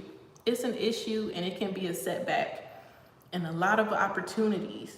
And I feel like I'm being faced with that right now, and I'm trying to be patient and kind of see it through. And my friend's advice was like, well, if you feel like you're being, what's jumping around? Is the screen jumping? Oh, okay. Okay. If you feel like you're being used at the place that you're at, just kind of like go with the flow, just like try to blend in. You know, if they're giving you resources that you can capitalize off of, make them think that they're using you, but you go in there and you fuck shit up. Like, you go in there and you really kill shit using the resources that they're giving you. And before you know it, it's gonna be the people's word against theirs, you know, and they're gonna actually need you more than you need them. So he was like, just give it a shot, be patient, you know, and just be yourself and really do the damn thing, you know, and you don't have to tell them your every move, you know, show up and be kind and, you know, do your part. But when it's just you and this platform and these resources that they're giving you, you better kill that shit. Play the field, yes, play the motherfucking field, right? Until you can buy that bitch. Until you can buy it. So that's the mindset that I'm in now, like going into it. I'm trying not to kind of let the fucking anti-feminist bullshit get to me, but it's just so annoying, like being a woman in business and always being sexualized first. You know, it's like, why can't I be beautiful and intelligent and have a business mindset without it stemming from a man? You know, why can't I be gifted in that area of work too? You know, so it's just like, I don't want to be looked at as like a sex symbol in everything that I do. And I know I'm a bartender, you know, so maybe that assumption was made because the opportunity presented itself in that environment, you know, so I kind of get where, you know, they would think that I was this type of girl or whatever, but how can you really, really believe that if everything that's coming out of my mouth and what's coming out of my mind is contradictory to what the fuck I put on for work every day? Like, how are you still trying to put me in that box? I don't understand. Especially when I am standing on my boundaries and I'm letting you know blatantly, I do not mix business with pleasure. That is not the type of time that I'm on. I am not that type of girl. That's not what I'm here for. You know what I'm saying? So I don't feel like I'm being respected. I don't. And I shouldn't have to scream and shout or, you know, pretty much be the image you want me to be, angry black woman in a place of business, for you to get the fucking memo. So it's just annoying as fuck. Like, just realizing that if you're a woman in business and you're trying to scale and climb the ladder, you're gonna come across a lot of narcissistic ass men. Like, and it is what it is. But you know what? I guess God been preparing me for it with these fucking relationships that I've been in. Cause I spotted, like, yes, I have a Fiverr. I had made one for tarot. I don't know what else I would do it for though. I don't know. I don't know what else I would make a Fiverr for. But like I said, I am still going to do my own thing. Like I said, with the podcast and stuff, I'm gonna do my own thing with it. Because right now, that's the lane that I'm going in, even with the opportunity right now. The guy I'm supposed to be meeting with or whatever, he works in radio and stuff like that. And I just feel like his vision for my vision is fucked. So the whole reason why we met was because I had pitched an idea to his partner, who's actually from Jersey. Yeah, it is definitely a new industry for me. Even though it's something that I've been interested in, I'm actually kind of doing the footwork now and really networking. And like I said, kind of going through the back end. Like, I don't have like the college degree or the expertise on paper, but it's something that comes naturally to me, and I feel like I have a lot to offer. So when I was talking to his partner, I had pitched this really, really great idea for their radio station, for their business. And it just so happened to be exactly what they were looking for. They just didn't know how to put the pieces together. So he ended up like connecting me with the CEO of the station, and we talked or whatever. And I knew there was something off about him because he was very hard to read, like very, very like literally void, null and void. And I'm like, okay, I brushed it off or whatever. But he came out very professional, very put together, very clean, you know, very clear on his intentions and different things like that with me. So he's been like, you know, I met up with him before, we did an interview, blase, blase. We ended up doing a phone meeting, and I saw a completely different side of him that made me lose a little bit of respect for him as a businessman. Because now you're trying to force an image onto me that I'm not.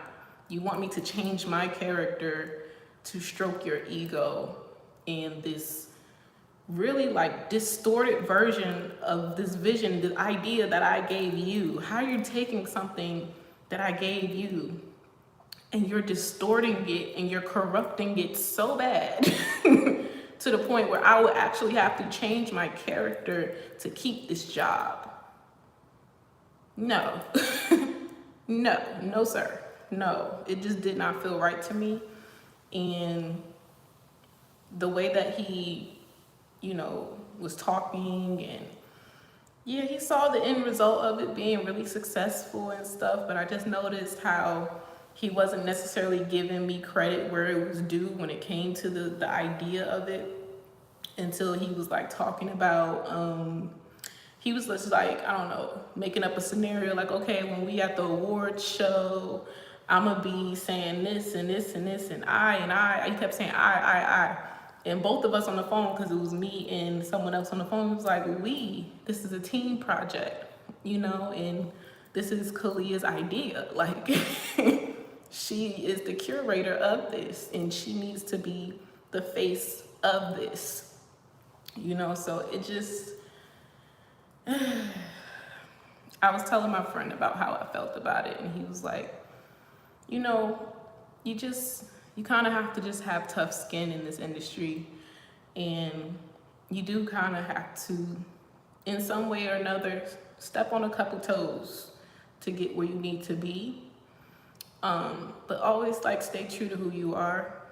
Like, be aware when people are using you and abusing their power or trying to manipulate you and different things like that. But if he's doing something like giving you everything you need to boss the fuck up and really put yourself out there, use it. Especially if you're getting it for free 99, use that platform to put yourself out there, and God will do the rest of the work for you. Like, literally, God is going to bless the fuck out of you, and it's gonna shock a lot of people, you know, because it's gonna come out of nowhere, you know. So he's like, eventually they're gonna need you. They're gonna be begging for you to help them, you know, because you're gonna blow up a lot quicker, a lot bigger than they have, and they've been working on this for years.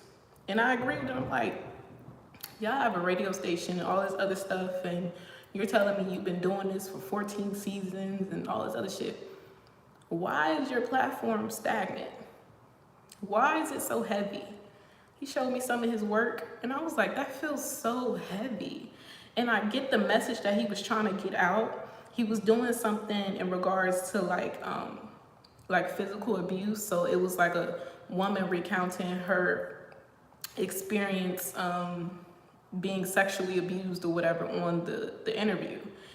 And I'm like, there's a way that you can conduct this interview to where it's not bringing the vibration down. You know what I'm saying? Like, it just feels so heavy. It feels gray. And it's not necessarily what you guys are talking about. It's how you're portraying it. Perception is everything.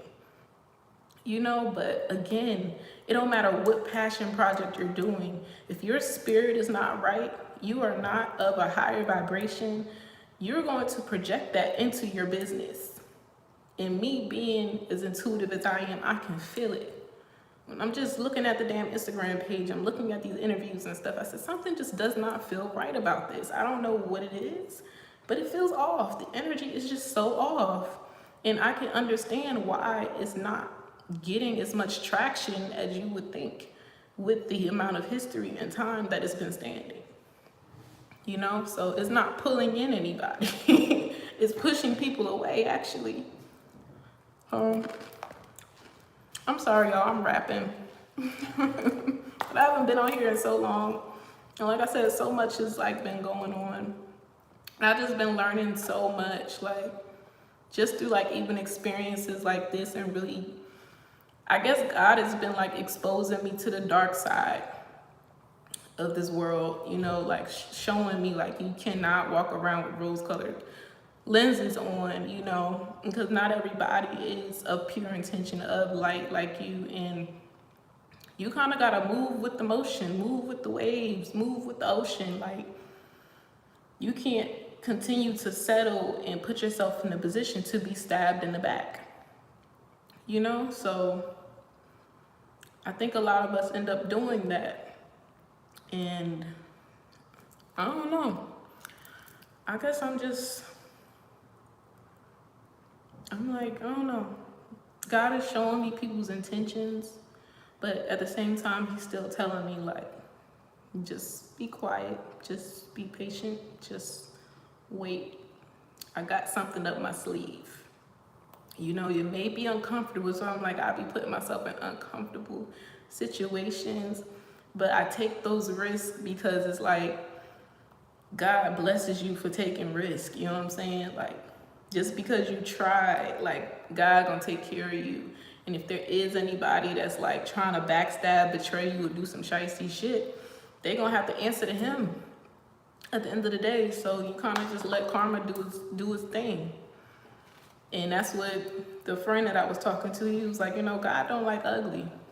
So you go in there, you do the damn thing, you boss the fuck up in there, you do you. And if they have a problem with you being a powerful woman, being a successful woman on their platform, God gonna handle it. He gonna flip it and reverse it and favor you because you were pure the whole time. You know what I'm saying? So it's good to have people like that in your corner, you know, because even me, I would say is like a spiritual guide to most people, or just like a really good friend, you know. To anybody I meet, I try to be kind and, you know, not judge people. So I don't know, sometimes I can feel the pressure of that, of uplifting others all the time and not always knowing how to uplift myself out of a rut. So it's good to have genuine people in your corner who can give you some sound advice you can lean on and stuff. So he was just one of them people that I didn't expect to lean on, but my spirit just told me, like, tell him what's wrong, tell him what's going on, and I did. And he instantly changed my perspective on everything and made me feel so much better. So he was like, you know, I'm here. Like, not everything has to be like romantic or anything. He was like, I'm gonna be honest with you. As a man in business, wherever, you know, it's really hard to focus sitting in front of you. You have to understand you are a very, very beautiful woman. So as a man, you might be talking some real shit to me, but it's going through one ear and out the other because I'm looking at your physical beauty. But you do have a lot to offer. You are very valuable. You are very gifted. You're gonna do amazing things. If you need a friend, I am here for you. You know, we just friends, strictly friends. Like you don't even need to be involved or worried about a man or worried about relationships or boyfriends and none of that right now. Like boss up and get to your bag and really put yourself out there. You know, and the right man will come around and appreciate you and value you and even help you in your journey. I was like, yes, yes, Black King. Yes, uplift sisters.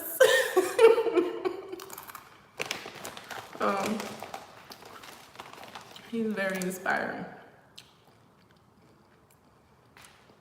He calls me an angel all the time. Now, would I ever date him? No. Some guys you just really just need to have as platonic friends, and that's okay. He said big sister energy. Oh, thank you. I hope so. That's what I aim for, even though I'm not really trying. I don't want it, like I said, to be so structured. Like, I get on here and I talk to y'all because y'all are human, just like me. You know, that's why I kind of prefer lives over regular videos anyway. 10:10 on the clock. I prefer lives because it's just more interactive. You know, it's different from responding to you guys in the comments and shit.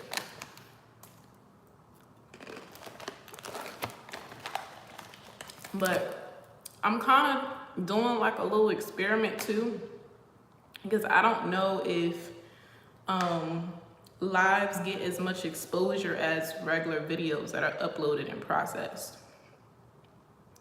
So that's what I'm testing out.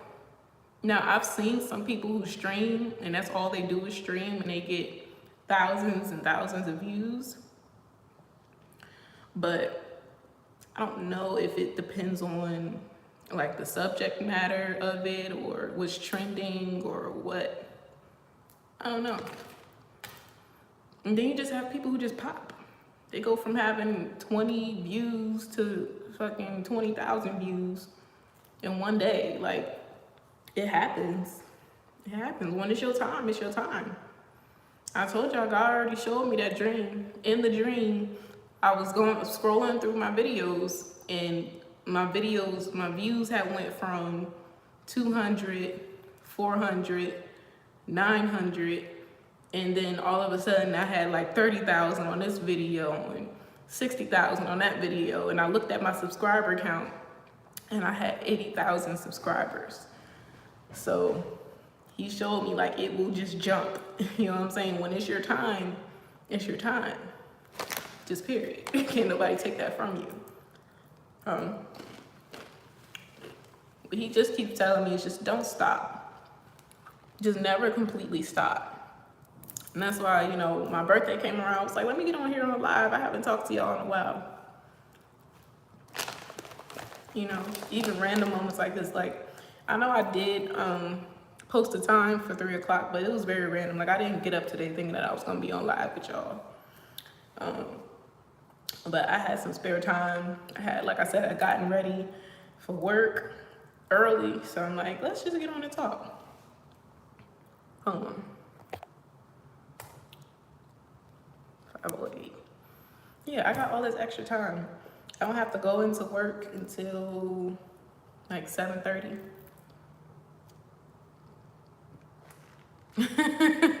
Yeah, you got Monet. You one of the OGs for real. It's okay, Jasmine. Do you? You always multitasking. I love it. She's a super mom, for real.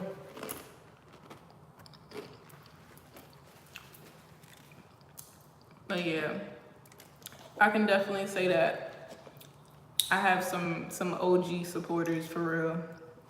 And it's gonna be so exciting to bring y'all like on this journey with me, especially when I really get into vlogging. I'm manifesting a brand new phone before Christmas. I am manifesting a brand new phone before Christmas with all the storage I could possibly ever need to do my YouTube shit.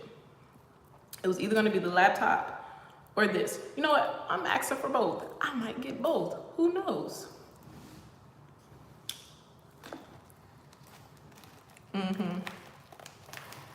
Yeah. Yeah. I wonder if you have Virgo in your chart, Jasmine. Because that's also like a bad habit for Virgos too.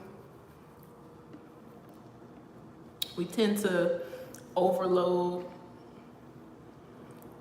Yeah, we tend to overload our schedules, our days, because we kind of get, I don't know, joy out of exhaustion. Like exhaustion makes a Virgo feel more valuable. It makes them feel productive and important.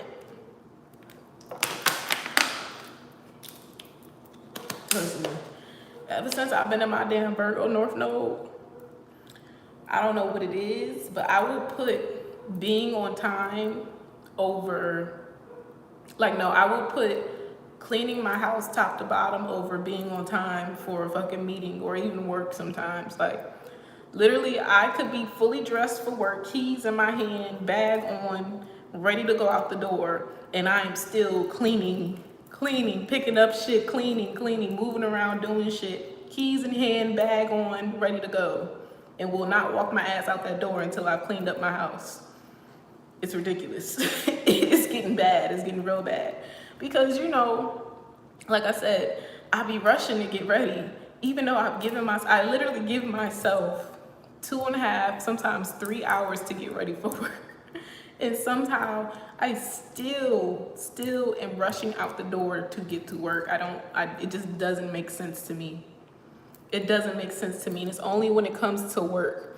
If I'm just running out to run some errands, and trust me, I don't go out looking just any kind of way. I'ma still look put together. I'ma still do my hair and stuff like that when I go outside.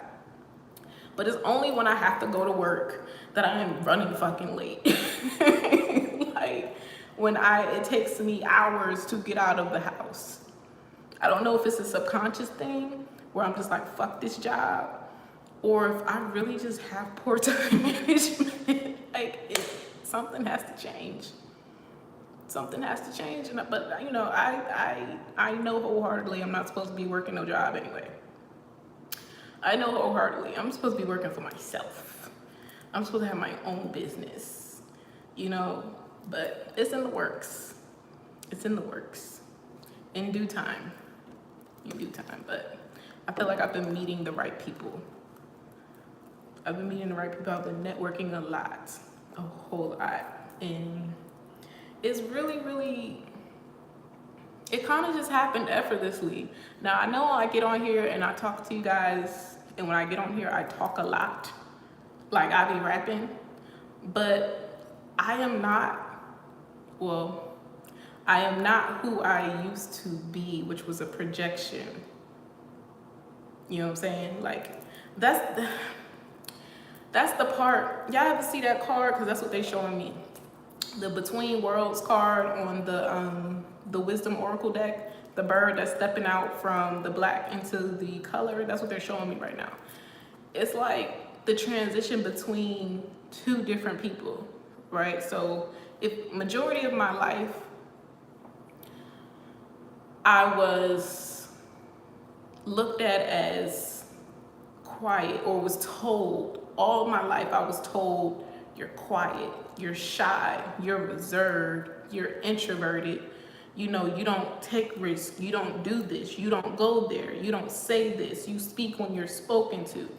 Like, and behind that was a lot of disciplinary action, like in different forms, and pressure in different forms, and scrutiny and judgment in different forms.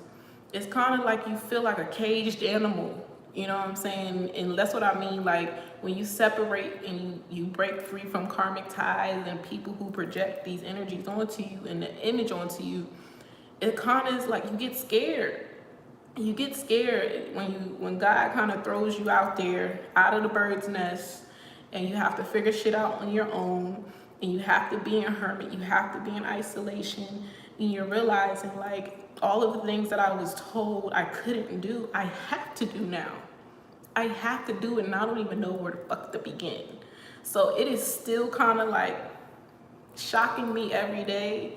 The more comfortable I become with myself, the more confident I become with myself, me realizing that I've always had a voice, that it's always been my purpose to be a speaker, but my whole life I was told to be quiet. Like, you're quiet, you don't speak, you're shy, you're reserved, you're scary, you don't take risks, you don't do this, you don't dress like that, you can't be this weight, you can't do this, like a controlled specimen. That's what I felt like growing up, like a fucking controlled specimen. Like, I didn't have the free thinking that I do now, or the voice that I do now. Like, and a lot of the times my spirit guides will reference The Little Mermaid to me a lot, because that was my favorite movie growing up. It's still my favorite Disney movie next to Lion King. But they reference The Little Mermaid to me all the time, and how the evil witch wanted to take her voice. That was her gift. Her voice was her gift, literally. And every time like I'm in doubt, they will show me that scene and remind me that I've come so far from that perception, from that projection that was forced onto me. You know, that was never supposed to be me. It was never me. You know, and I know this because when I was a small child, I was very like rambunctious and like a ball of energy. Like, I was told I might have even had like ADHD or something like that, because you couldn't get me to sit still. Like, I was a badass. I was fighting boys and all types of shit. Like, I was like a little tomboy when I was little. But when I kind of got under the care of my grandmother, and certain discipline and structure and rules were enforced, and it's just like I became a completely different child, right? So that little girl who knew who she was when she came into this world was still just as gifted as I am now. That's the crazy part. And I do want to talk about that on my podcast too, because I can remember being just as psychically gifted then as I am now.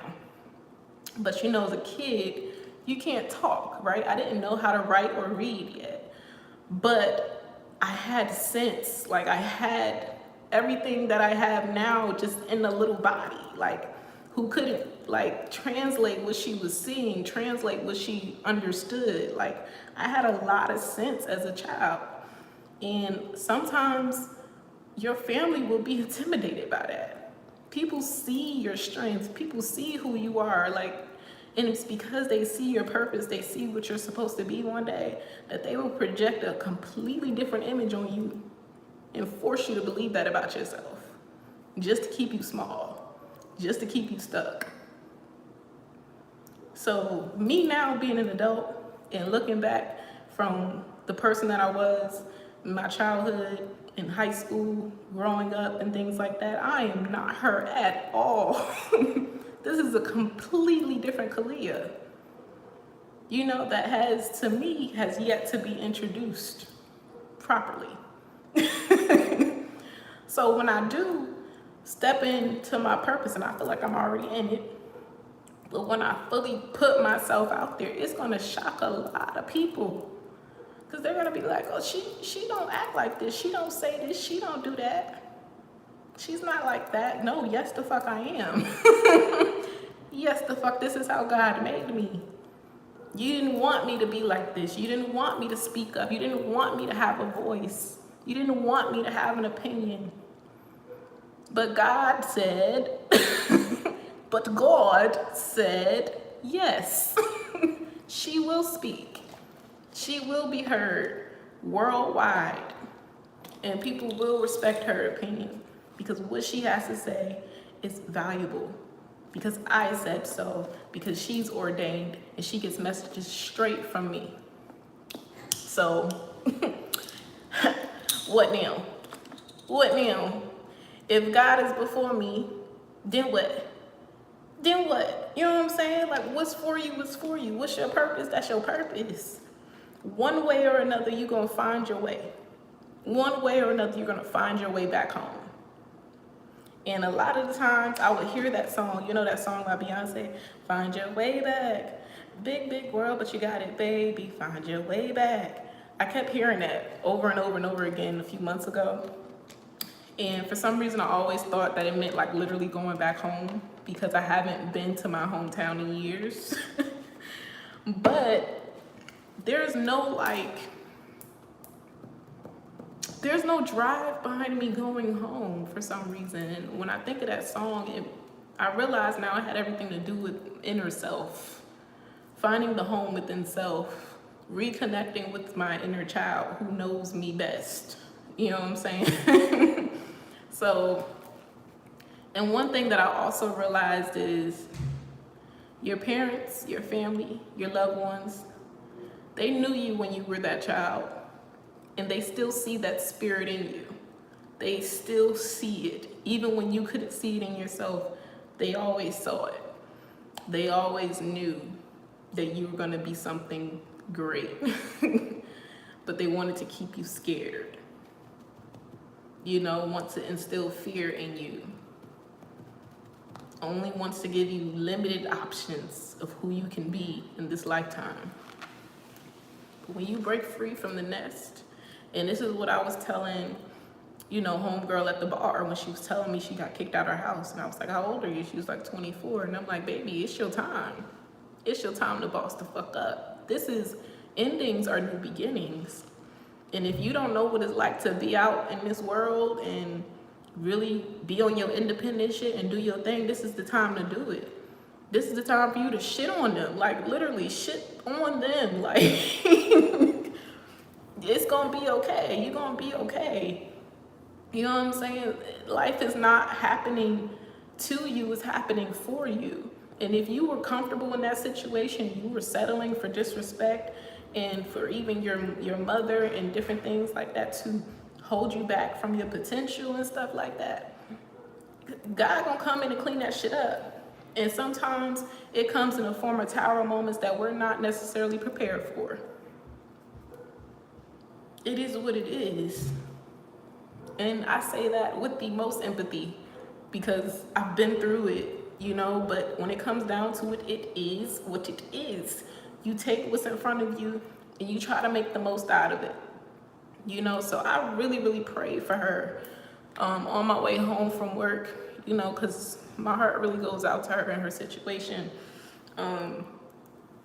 No, I've never been in a situation where I've been kicked out of a home, you know, but I've definitely experienced what it's like to be on edge like that and not knowing where you were going to lay your head or what you were going to eat, you know, or, you know what I'm saying? Like, I know what that feels like to feel alone, you know, in your journey and not really knowing what the fuck to do next. She goes, I don't know what I'm going to do. I don't know. I don't know. So I definitely pray for her in her situation and just ask God to just give her strength and the ability to see, you know, her options here and kind of see the light at the end of the tunnel pretty much, you know. So it might have been time for her to get out of that damn house, you know, because time don't stop for nobody and God's timing is everything. So if he has something prepared for you, is ready for you to accept it, he gonna shake some shit up so that you can fucking accept it. And it's scary because it's like when he come in and change some shit, it happens abruptly. It happened quick. It happens quick. That's why they say value the waiting period, right? God is always preparing you for what's to come. You just don't know what direction is gonna come in. He's an unpredictable God. You're never gonna know his next move. He's always 10 steps, 1,000 steps ahead, okay? He knows way, way, way, way ahead what the fuck is gonna go down. Okay, so, you know, her situation, he already knew. He was the one that set it up. And I know it sounds like he set it up. You know, he inclined her mom to muster up them energies, them feelings or whatever, to trigger those events to take place. And I know it's like, what the fuck, why would God do that? But I mean, he's God, he can. You gotta understand, like, God created us.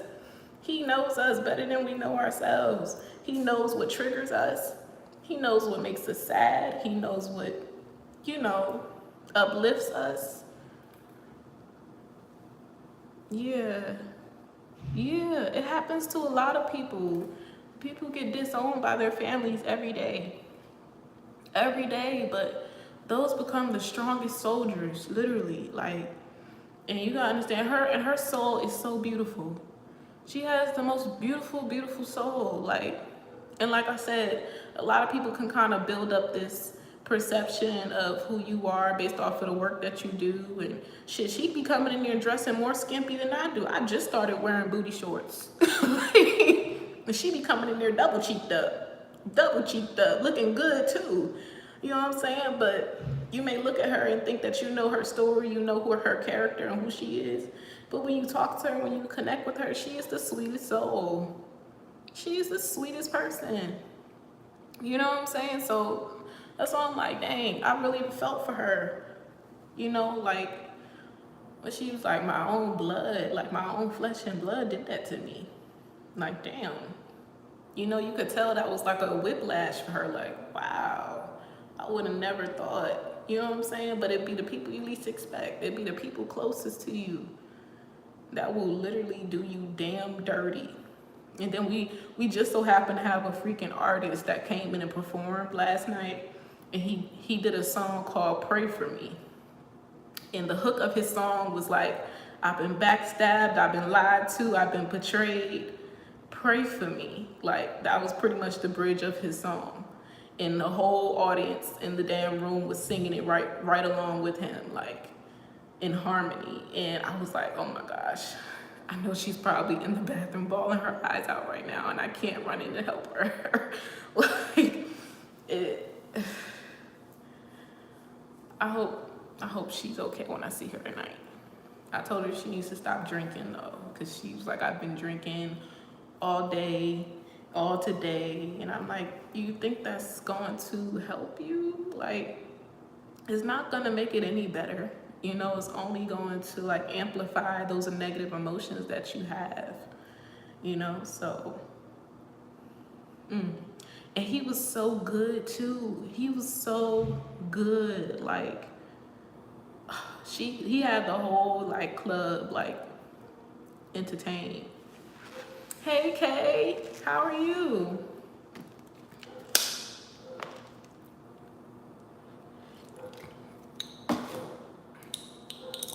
Ooh, make sure I don't get.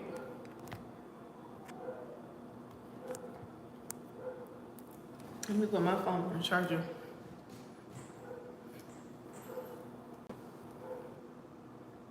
Oh gosh, I need to get a new light because it's acting crazy.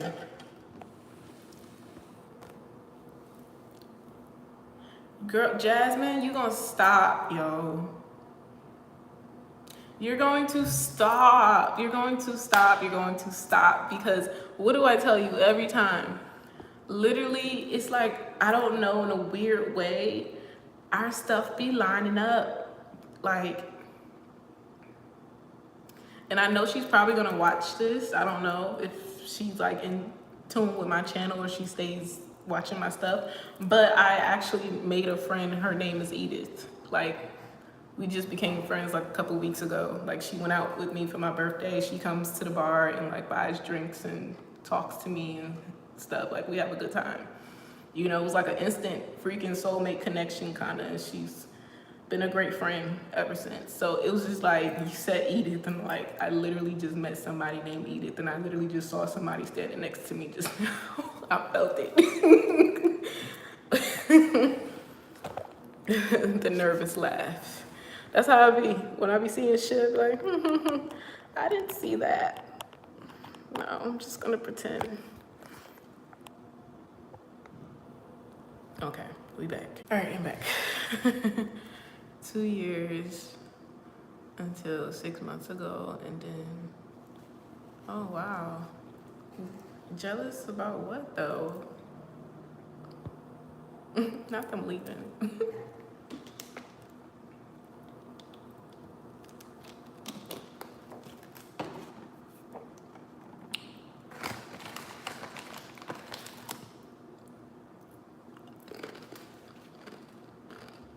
Oh, thank you, Kay. I love it too. I gotta redo this lace though, cause to me it look a little fucked. But I'm probably this weekend gonna take it out and re-bleach it. And you see these parts right here, the dye kind of faded out right here. So I'm gonna go back in and re-dye it and also fix this lace, cause I rushed putting this on, getting ready for work. So I'm gonna pluck it some more and I'm gonna re-bleach and stuff.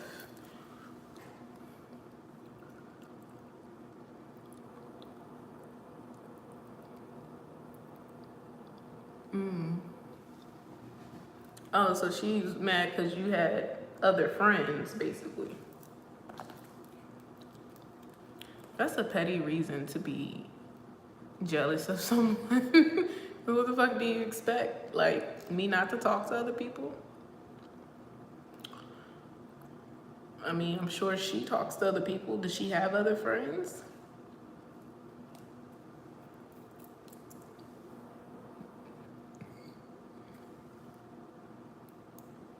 Yeah. Shit, I encourage my friends to have other friends because I'm a low maintenance friend. I'm not gonna be the friend that call you every day. I'm not gonna be the friend that text you every day. But I'm the friend you can lean on. I'm the friend you can talk to about shit. I'm the friend that's gonna pull up in the getaway car. I'm that friend. But I also know I'm the friend. I like my personal time. I like my personal space. I don't have a problem being to myself. And I do have, I'm a bad texter. I am. I am. Like, I'm the type of texter. You might send me a message and I'll respond in my mind and think that I actually sent you that message and I did not. And I look back and I be like, damn. But by the time I look back at the message, hours that went by, so then I just don't feel the need to respond because to me that makes it awkward. That's just how my mind fucking works. So I'll just come back and just start up a whole nother conversation. I'll leave like a little heart on it or something.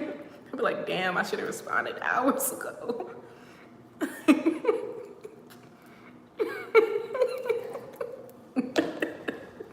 Like, that's just me. Not everybody is a texter. But I'm not a caller either unless I really fuck with you. Unless I really fuck with you and I'm giving you a chunk of my personal time. It's the only time I'm a caller, like. But don't call me. Don't FaceTime me. Especially do not FaceTime me. I gotta really fuck with you to answer a FaceTime call from you. Like, and I just be like, please don't take it personal. I promise I love you so much. And I do care. I promise I do. But I guess I don't know what it is. I don't know. I don't know. It is a problem, though. It is a problem. But that's why you gotta come see me. You actually have to come see me. Or I'm the type of person, if I feel like, so this is how I am when I'm making friends.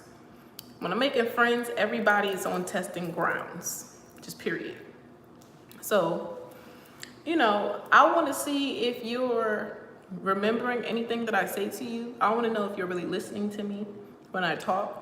I will be open with you. I will be transparent with you about a couple things, you know, and then it's like, okay, on our next interaction, do you remember like when I said this, or when I said I like this, or that we have this in common? Like, are you trying to show interest in me at all? And when I see that you actually give a fuck, then I will give a fuck. I will give a fuck. I will genuinely give a fuck about you once I see that you care enough to maintain a relationship with me. Because people come and go all the time. I'm used to it. You know what I'm saying? It doesn't even bother me anymore. I expect it sometimes. So yes, I do feel like you should put people through tests, you know, because I value myself. I really, really do. It took a long time to get to this place. It took a long time to get to where I am in the amount of love that I have for myself. And I am not damaging that for nobody. For nobody. If y'all follow me on Instagram, you'll see on my story, and it was like a little reel of the girl. She was sitting on the couch, and she was like, I used to like settle, or I used to like basically like put other people before my own peace of mind. And she was like, you know, I used to do that, but now I don't give a fuck.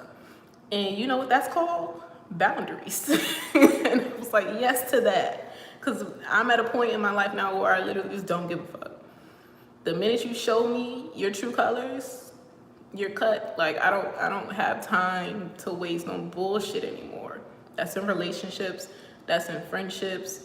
And yes, I will forgive you and love you from a distance, but I cannot allow you to interrupt my peace of mind. You will not stress me the fuck out. And then people quick to throw the loyalty card. Oh, you don't know what loyalty is. If you knew what the fuck loyalty was, you would be trying to balance the fucking energy out. You wouldn't be doing shit to try to trigger me and shit like that. I don't know what people think loyalty is. Loyalty is not sitting around tolerating your bullshit to make you feel better about yourself. No. Like, I've literally had somebody try to make me feel bad for setting boundaries because they were fucked up. You could stay your fucked up ass. Get out of my face with that bullshit. Like, no. No. You will not disrespect me. You will not do none of that shit. No, I'm not tolerating none of that shit. You either gonna take this boundary or you getting cut off for good. You pick. You know? His ass chose violence, and I was like, okay, you're done. You're done. And I literally meant that shit. Like, motherfucker is still apologizing to this day. Like, dude, I don't respond to any of your made up numbers. Like, yeah, I showed y'all the fucking screenshots, y'all would be fucking rolling on the floor. Like, at least 10 different numbers, random numbers. It's all the same person, but making up numbers just to say sorry to me. Like, I forgave you, dude. Like, I forgave you. It's okay. We Gucci. We good. It's just, you cannot be in my personal space anymore. We are not compatible. But it doesn't mean that, you know, we have an issue. It's just, it is what it is. Move on. People get so attached. Like, not everybody is supposed to be in your life for the long run. Not everybody you're supposed to be romantically involved with. People need to learn how to literally just let people go. As I split it, Ace of Cups reverse. Let people go. Like, let them be free. Yeah, like, people be jumping into fucking relationships and trying to force relationships and shit and don't even have a relationship with themselves. Like, how that work? And then you sitting here screaming that I'm not loyal. I don't know what loyalty, I don't know what love is, I don't know what trust is. 2 + 2 is 4. And what the fuck is this? This is how I feel. But it's all love. It's all love. That's one thing. A Sagittarius will cut you off with love. Like, but it be so motherfucking cold. When a Sagittarius cuts you off, you gonna feel that shit for life. You gonna feel that shit for life, yo. Sagittarius, Aquarius, Scorpios. Who else is deadly? I would say Sagittarius, Scorpios, Capricorns. Whew. Man, don't let a Capricorn cut you off, child. Virgos, those are the cold motherfuckers that is so cold. Libras, shit. When they cut you off, you gonna feel that shit for life. Especially if you was in the wrong. If you was in the wrong and you know you was in the wrong and they cut you, it's gonna hurt you to the core. It's gonna hurt you to the motherfucking core, yo. That's why I'll be like, I don't have to retaliate. I don't have to do anything. Once my energy leaves, I mean, it leaves behind a cold front. It leaves behind a cold front, real bad. You gonna be shivering in the summertime, fucking with me. Fucking with me.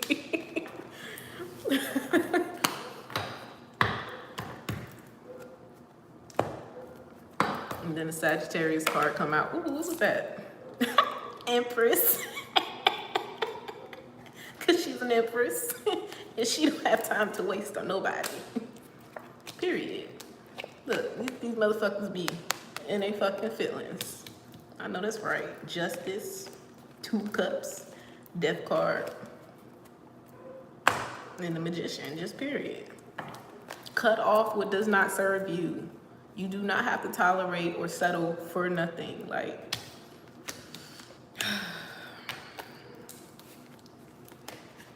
yeah. Scorpios, definitely cold-blooded. Cold-blooded animals. Ain't that the scorpion is a cold-blooded creature, ain't it? Right? Yeah. Cold-blooded. I would say, I mean, water signs, I don't know, it depends. Because, I don't know, I feel like they can be ruthless. They can become very, very ruthless in their emotions and sometimes do some ruthless ass shit without thinking. But they're still very sensitive, you know? I don't know if it's their sensitivity that makes them ruthless or if when you're on the bad side, you know? Like when you're on the dark side of a Scorpio or like the dark side of a Cancer or a Pisces, it's like no return. Like it gets real bad. Like those are motherfuckers that be killing they damn husbands and wives and children and shit. Like it's like a fucking switch. Those are the unpredictable motherfuckers. Like, you don't know who you laying next to when you on a bad side. Like, and that's scary. I be scared to fuck with a water sign, for real. Like, they gotta be healed real bad, redeemed. Cause them motherfuckers, when they deep in, they deep in. They don't know how to let go. They don't know how to let go, yo.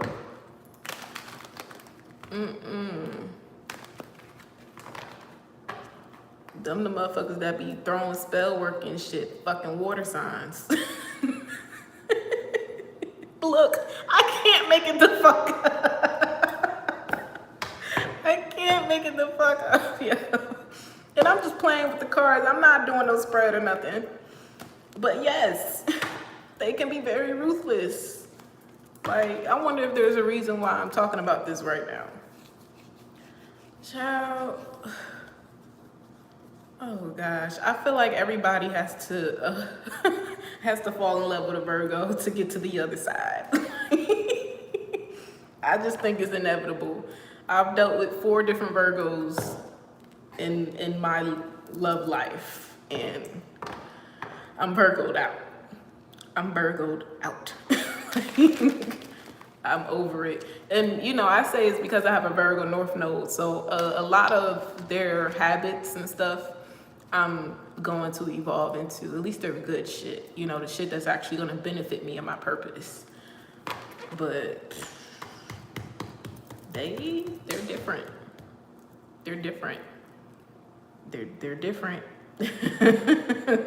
They definitely come from some type of star system. It ain't mine. I don't know. They're very different. And the thing is, they're cool ass people. Like, they're cool as fuck. But their shiesty is and it be so witty. It be so clever and witty and calculated. That's why I be like, Virgos are talented. Like, they're talented. They're like the motherfucking serial killers that never get caught. Like, y'all motherfuckers are different. Like, y'all just built different, y'all. Built different.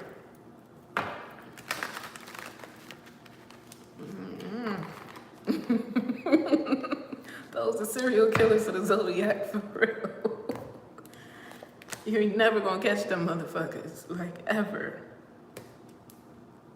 And the thing is, you know who it is. You know it's them. You just will never catch them. You will never catch them. Look, and they do shit, and they leave little clues and signs and shit. Leave little marks and impressions on the dead bodies and shit.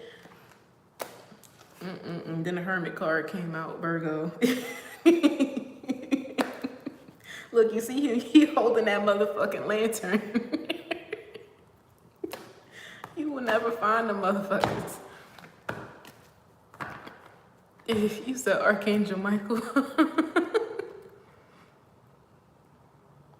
Not you having a crush on the angels.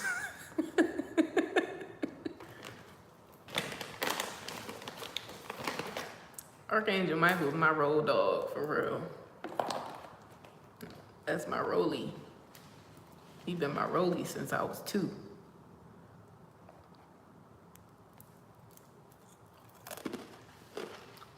And Raphael, too.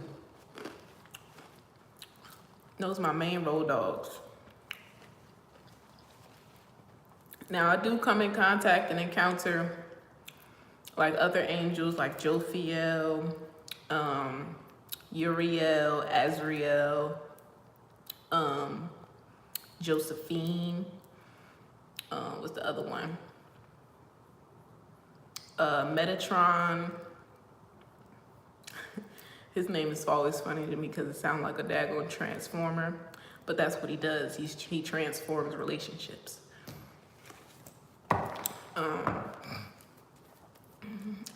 Some of the names, like I'm seeing the names, but I don't know how to pronounce them for real. Some of the angel names are very complicated. But they come in when they need to. They come in when they need to. I bet Jophiel was the one telling me to get them decorations yesterday.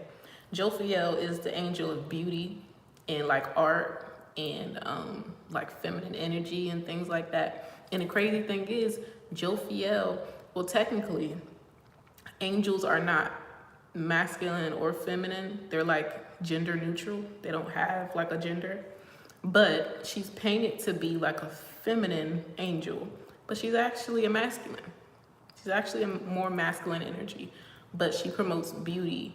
So you will, if you ever feel the inclination to like spruce up your home or do something different with your look, your decor, anything like that, usually it's that angel that is coming and like planting that seed in you. Like, okay, you can change up your environment a little bit.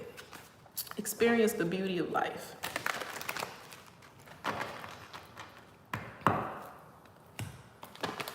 Metatron is, he's the OG. He's the OG. Like, I think he's like one of like the really, really hierarchy angels over the seraphim angels, I think. He's like the boss. He's the CEO of all of them. I got to know him really well like 2 years ago after I went through my breakup. He was working with me a lot. And you know, you'll see certain signs and symbols. Each angel is associated with different things. So I know anytime I smell like oranges or anything citrusy, Archangel Michael is near. I used to even leave like clementines on on my altar at one point when I was working heavily with Archangel Michael. I would leave like an orange or something, or like an essential oil, like orange scented oil on the altar for him, because that's what he likes.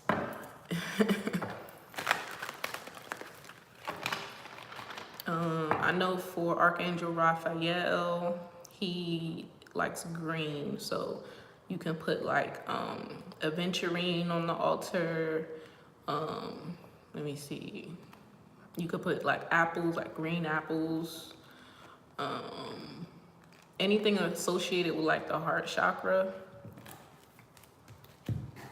I know, right? I be getting on live and I be giving y'all gems, and they could really be whole ass videos.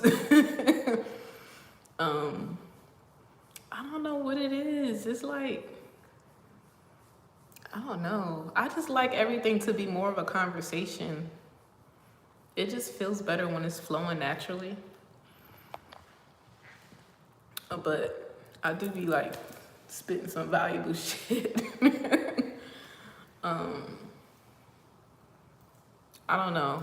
I'm gonna have to do some shadow work on it later, but I don't know what it is. What's like blocking me for real from actually just doing it.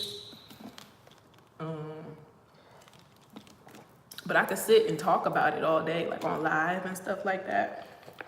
But sit down and actually do like a video and like plan what I'm gonna say next and shit like that.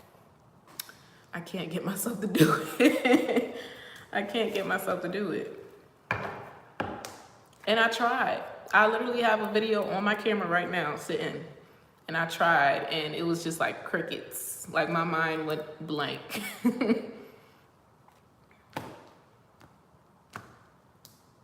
Why do you? Because they may have been working with you really heavy during that point in time. I've had even some, cause you know, when you that bitch in the spirit realm, you have light and dark energies that will protect you. You know what I'm saying? Because when you really understand what life is, there is no right or wrong. There is no good or bad.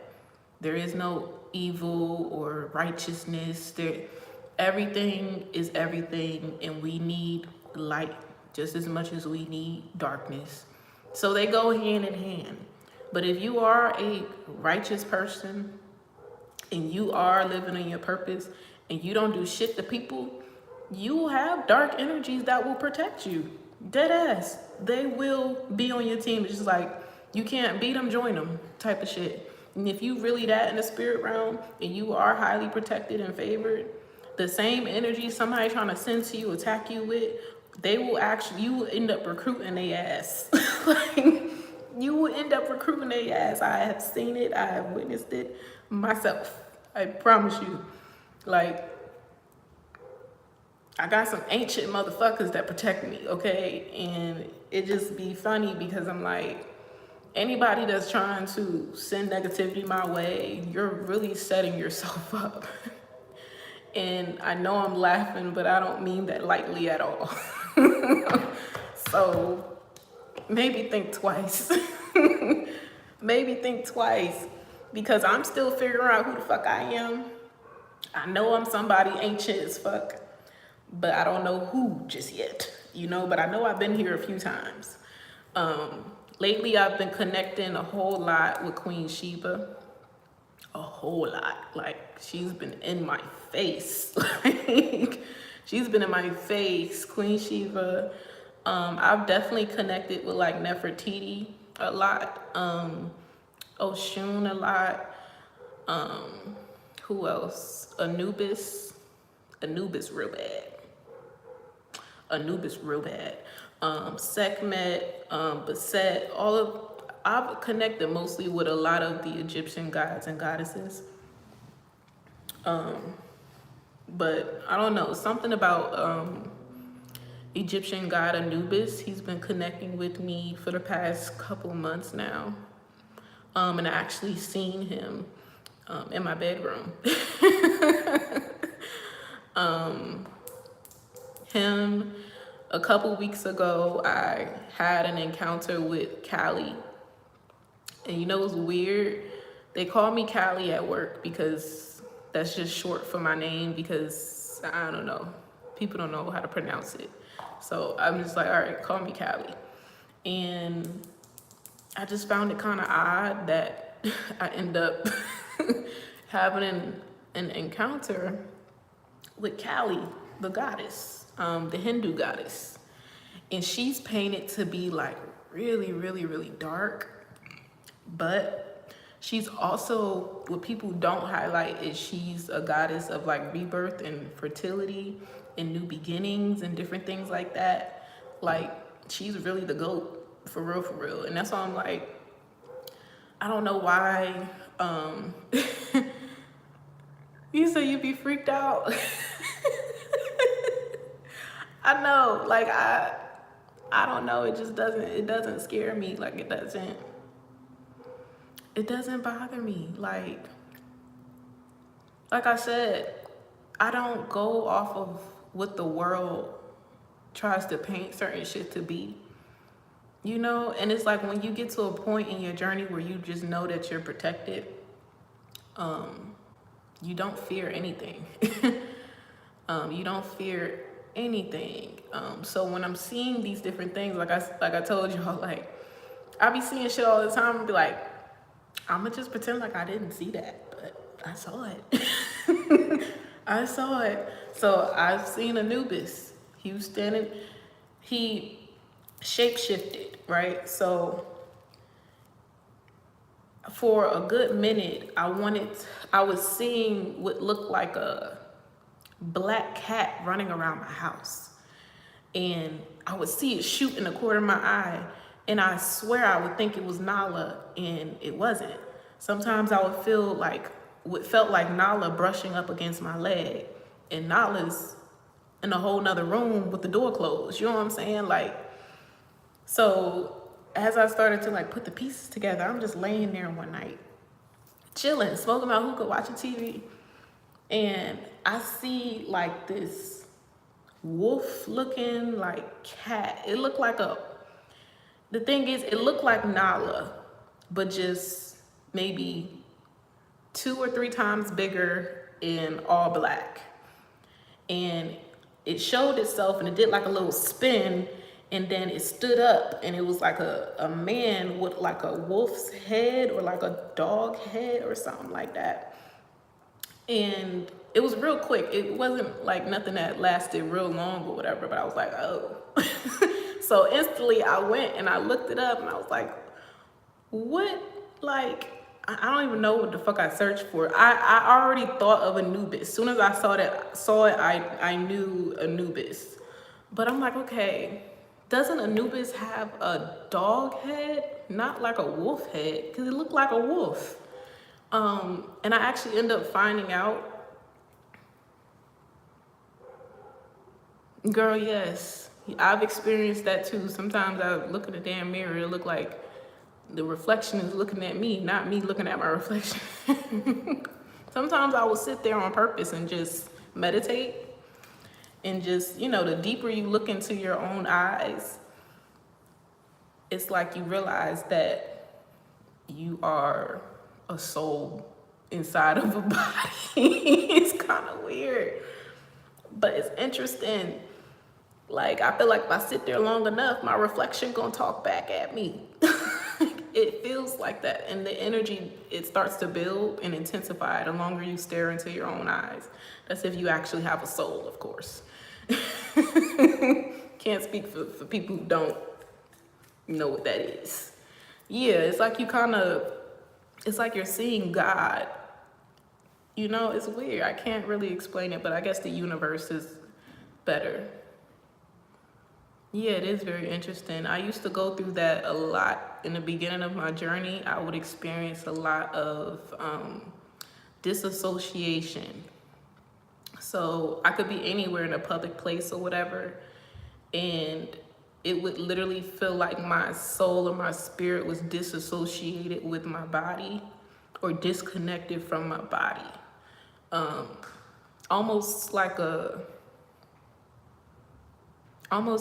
being high, but you're not high, you're sober. You're very aware of like what's going on, but it's like everything is just more intense. I literally, like, and I was in a relationship too then, and I would literally say to her, like, I feel like I'm not here. Like, I feel like I'm dreaming. I feel like I'm not here right now. Like, and it used to freak me out. I used to think that I was dead. Like, I used to think that I was dead. And I used to tell my boyfriend at the time, like, can you pinch me, please? Just so I know that I'm here. Yeah. I mean, you should try it. Make sure, you know, your house is cleansed and stuff first, because you know mirrors are portals. I actually just got that mirror yesterday. It's funny we talking about mirrors. I just got that mirror yesterday. And I said, maybe when I put a mirror in my house, something will change. Because I know I've been here for months, but every time I have the opportunity to get a mirror, it just never works out. So, or they never have the one that I want. Now, this is still not the one that I want. I want the big. That's why are you FaceTiming me? We were just talking about this earlier. Why are you FaceTiming me? You could have sent a text message first. You know, just like, don't come to nobody's house uninvited. What? Why are you FaceTiming me? Why do you feel comfortable to FaceTime me at any point in time of the day? Let me stop. I'm not mean, y'all, I promise.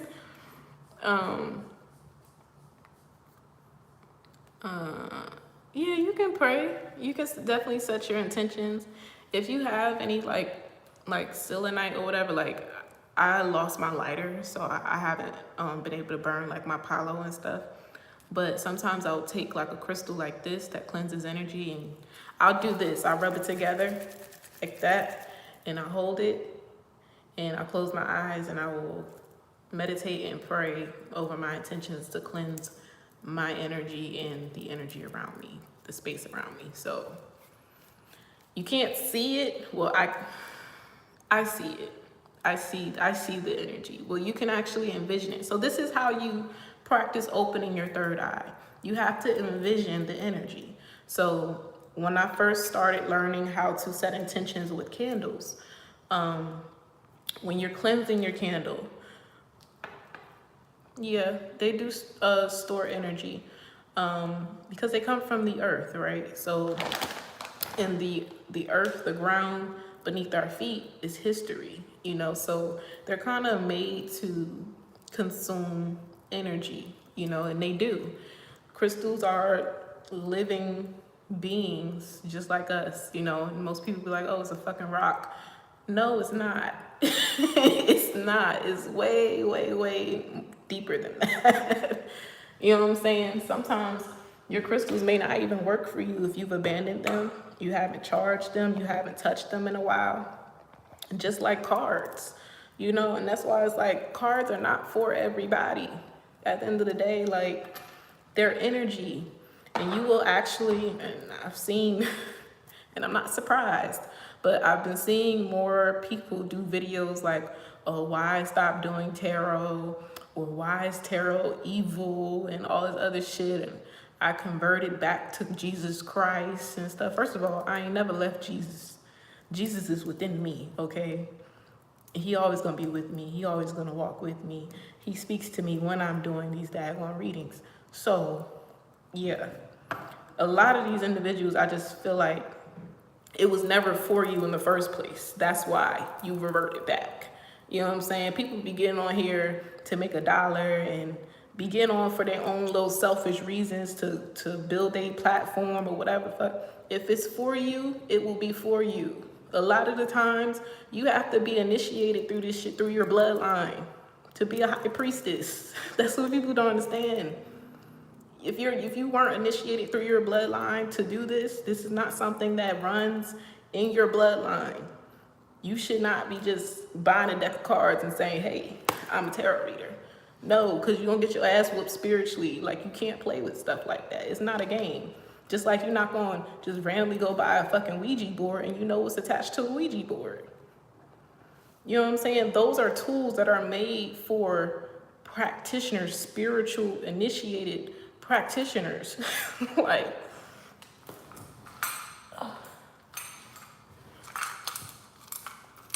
so you can get into it, but know your intentions behind it. You know, I don't feel like everyone who has cards should be creating a platform to do readings for other people. You can have tarot cards and do readings for yourself. That is perfectly fine. If that's how you connect with God, that's how you connect with your angels and stuff, that it is nothing wrong with that. But my thing is, not everybody is supposed to have a platform in tapping into collective energy like that. You know what I'm saying? So a lot of times, people who aren't chosen for that end up attacking themselves, hurting themselves, damaging their own lives, you know, by assuming that they were chosen for this or that this would be a good come up. No, God reads your heart at the end of the day. I didn't want to do this. I did not want to do this. I was scared to do it. Literally. Like, I come from a Christian raised household. I was scared. I sat with God a very, very long time. Very, very long time. And he took me through a couple ego deaths and some more shit to get to the point where I felt confident making a platform and using my voice to help people, to heal people, you know? So, and honestly, since beginning tarot, like, it's helped me deepen my own relationship with God. And it's kind of unfortunate how it's painted to be such a corruption. Yeah.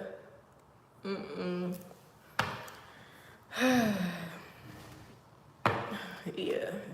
It's just, God has shown me so much about my family and some stuff that I probably will never speak on. But I know this is where I belong. Just point blank period. I know this is what I'm here to do, you know? So in whatever form that is, like, I'm a teacher. At the end of the day, I'm a teacher. So, what was I talking about? Anubis? Yeah, I saw Anubis in my bedroom.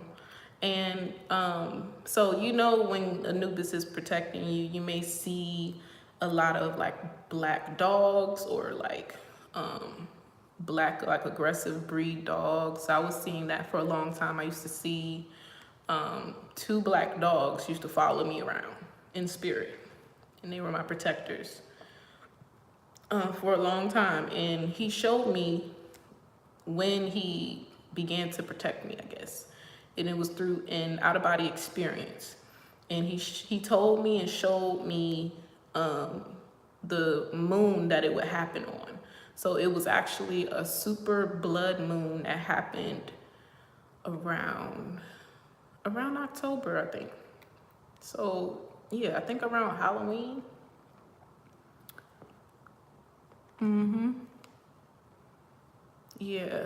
Yeah, God has always been within you. The Lord has always been within you. You got to realize Christ is not necessarily a physical person, it's a consciousness. I wasn't intending to, Jasmine. I wasn't intending to. If you want one, I'll do one, but it'll be real quick. God ain't never left. All right. Like I said, he knows you. He knows you better, way better than you know yourself. You know, even though certain contracts you signed before you came here, you made an agreement to every single thing that you are experiencing in your life. Shit, I forgot too. What was I doing? I think I was doing the 2 for 25 questions. I think I was doing 2 for 25. Yeah. I'm so thirsty. Hold on, let me get some water. Let me get some water since I'm about to do a reading. But I've been smoking hookah every day, so my throat been fucking dry as shit.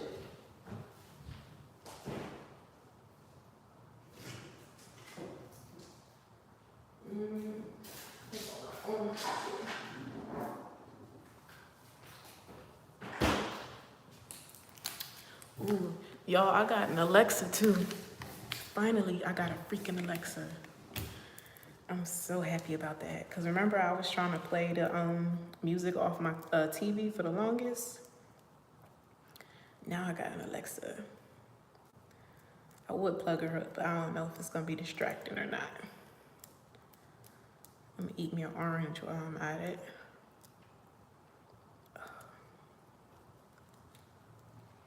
Ooh.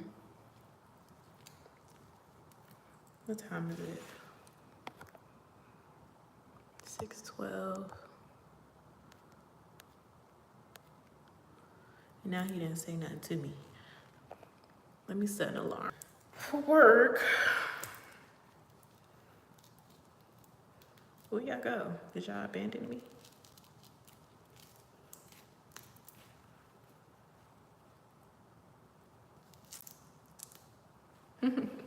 I got the orange. It's like I said, I don't have a lighter, so I haven't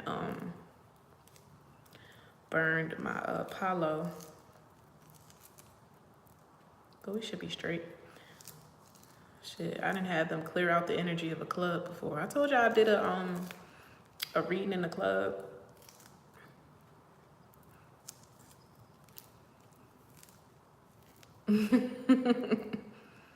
But it was a reading, so that was supposed to go down. And it was supposed to go down because it was a very, very emotional experience for both of us. We connected on something that was traumatizing for both of us. But it was beautiful to kind of see that I had overcome that trauma because it didn't trigger me. Like her emotions did not trigger me, even though it was something that really hit my core and something that I struggled with for so long. So it was a really, really beautiful moment. And I knew, child, I gave her a damn reading with a deck of regular playing cards at the bar. You know, sometimes they keep playing cards at the bar. Gave her a reading with some playing cards. And in my mind, as I was like walking around the bar, I was like, Spirit guides, Archangel Michael, please clear out the energy in this place as I prepare to do this reading. And I kid you not, I heard them say, hold down the fort.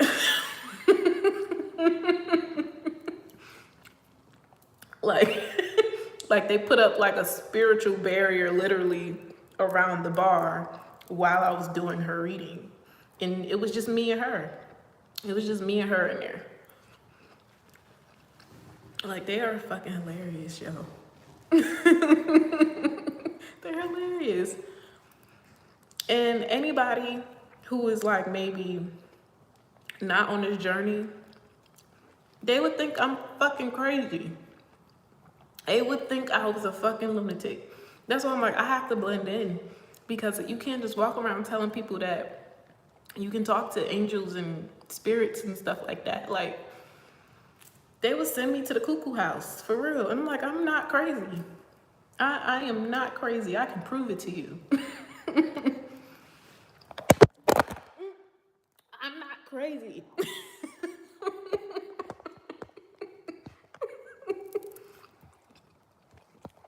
Yeah. You said a phone fell?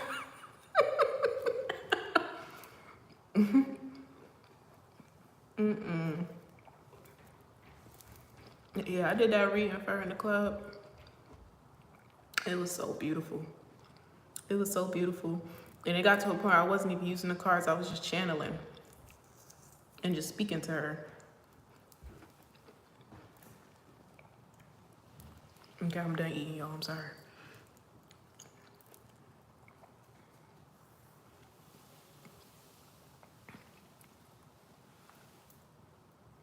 Dang, you just spent $300 Christmas gifts? Girl, you better go to the dollar store and get them kids some damn toys.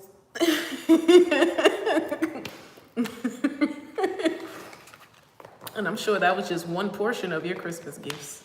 Stop buying these grown-ass people gifts. Christmas is for kids. Stop buying these grown motherfuckers gifts. Yo. Seriously, like, save your coin.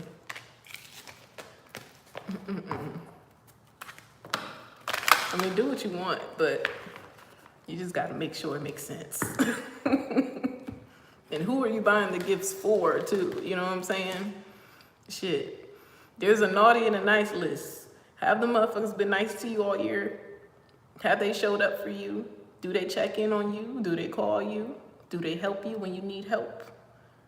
If not, add them to the motherfucking naughty list. Bitch, you not getting a gift this year. Like, for real.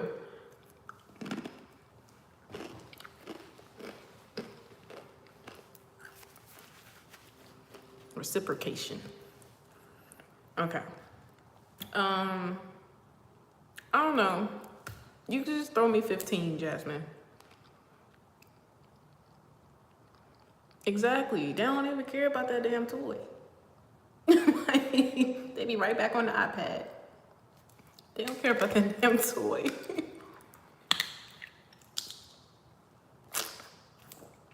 We did a toy drive yesterday. And it felt so good. I love doing toy drives because you know that the toys are going to go to children who actually appreciate it.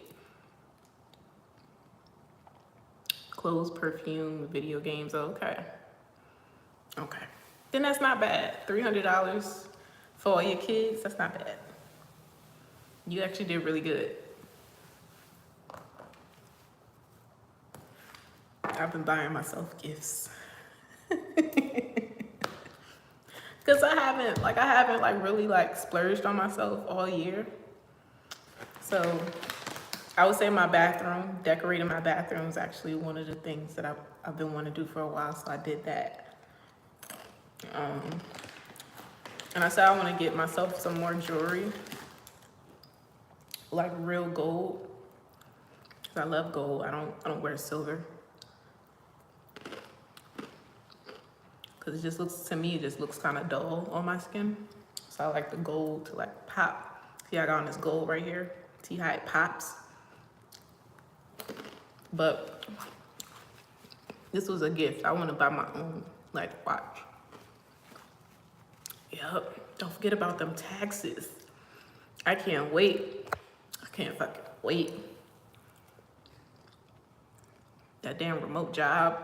Them taxes, as much shit they took out my motherfucking check. My income taxes better look great. They better look great. Cause I was being scammed real bad. Benefits that I couldn't even use.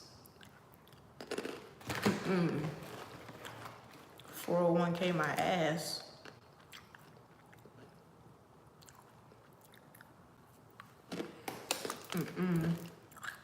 Them motherfuckers used to take like almost $400 out my check.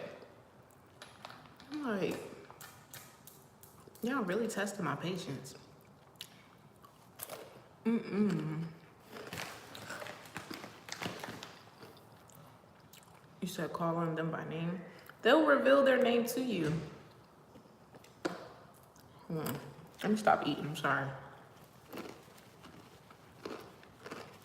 How's my appetite revving up for the night?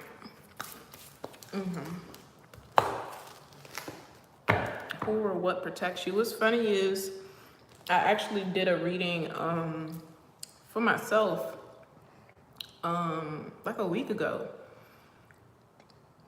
Yeah, I do. I do, that's a fact. I always get hungry before I'm about to do a reading. That's because, I don't know, my body be preparing for the energy. I'm not. One thing about me, I'm gonna have me some chips. I got tortilla chips sitting over there. I'm about to go get some salsa, but I'm not gonna do that. I'm not gonna do that. Boundaries. And I was talking hella shit about them damn Takis, but I'm over here fucking them up. Okay. But yeah, I did a reading for myself like a week ago, and it came out, and the energy was so motherfucking strong. And I was like, damn, it feels like a mothering energy, like a grandmother, great-great-grandmother. And the thing is, I did meet an older woman. She came to me in my sleep. I'm not gonna say in my dream. I was sleeping, but I wasn't dreaming. It felt like I was kind of in the in-between. It's weird. I'll explain it another day. But she introduced herself to me and everything. And I was like, wow. Because I've been asking God to reveal to me like my ancestors and the women before me. Because I don't really know too much about my ancestry. Because I would say my immediate family is very, very small. And it's all made up of women primarily. But we're not going to get into that. But I just know, I know my bloodline is very spiritual. I did a DNA test for my mom's side. I haven't done one for my dad's side.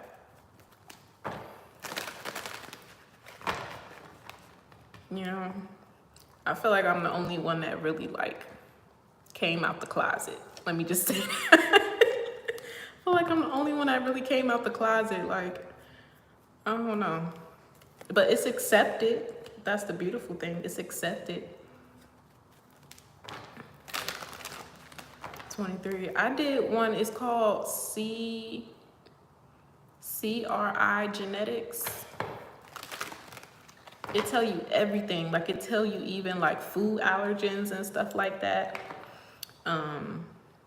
It tells you like what fucks with your sleep pattern and all of that. Like, it really gets down to the nitty gritty, like down to every molecule in your body, and tells you what would trigger you, what doesn't. So for example, it told me that compared to other people, I can consume more amounts of sodium and salt and be fine. But to the next person, they eat too much salt or whatever, they might have high blood pressure or something. So it does stuff like that. It's called CRI Genetics. And their package deal is pretty good too. They even tell you like if you are connected like in your bloodline to any celebrities like from the past or anything like that. It goes back to all the way to the beginning of time. It goes back to like 2 BC, like not even joking. It shows you the map. It gives you the percentage to break down, like down to the T, like of what you are. But like I said, I've only done my mom's side, so I need to get my dad's side. And the thing is, you only do the swab one time. So you basically pay for what you want to find out. So I would basically just have to pay for the paternal package, my dad's side of the family, and they would just give me that information. I just haven't done it yet.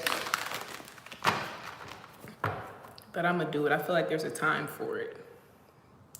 Do I want to use this? Shit, I'm not getting up. Okay. So this is for Jasmine. You want to know who protects you?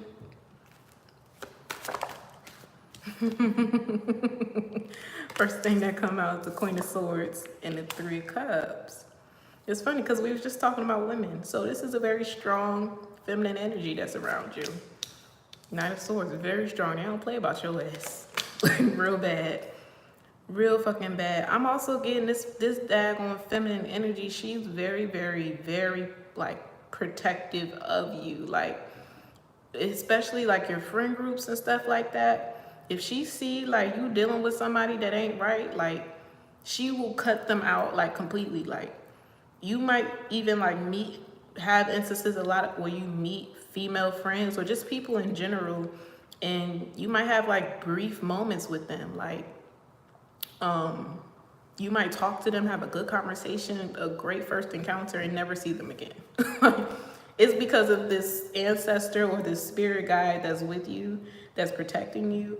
Now, I don't know if she's going to give me a name or not, because a lot of this journey is for self-discovery. And if she is in your bloodline, she's going to be the one to reveal it to you, not me. You know, and it usually ends up working out that way. Because there's a lot of energy attached to names, right? There's a lot of energy attached to these guides, these ancestors that are here to protect you. And sometimes it's not the time to unlock certain information just yet. Because then it's like a domino effect of energy, and certain things have to take place that you have to be prepared for. So, well, I just heard Anna. I heard Anna. And I'm also hearing Smith. Anna Smith. Anna Smith. Sam. I don't know if they're saying Sam Smith, like the artist, or Anna Smith, Sam, Samantha. I'm hearing Smith, but I'm seeing Sam. And I'm also hearing Anna on this side. So someone here is saying Anna, someone here is saying Smith, but I'm seeing Sam.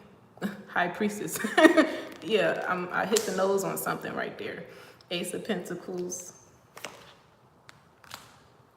5 of Cups in reverse.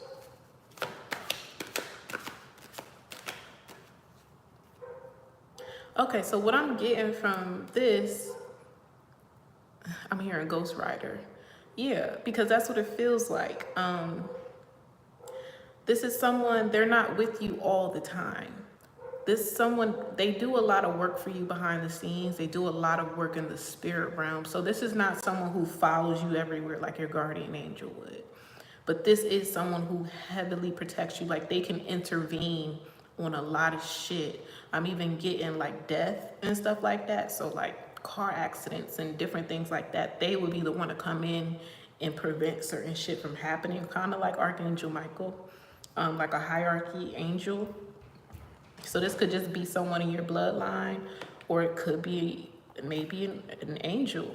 I almost wanted to say earth angel. That's crazy. So maybe this is somebody who did walk the earth at one point, or they protect you so heavily because you're an earth angel. But they don't stick around too long.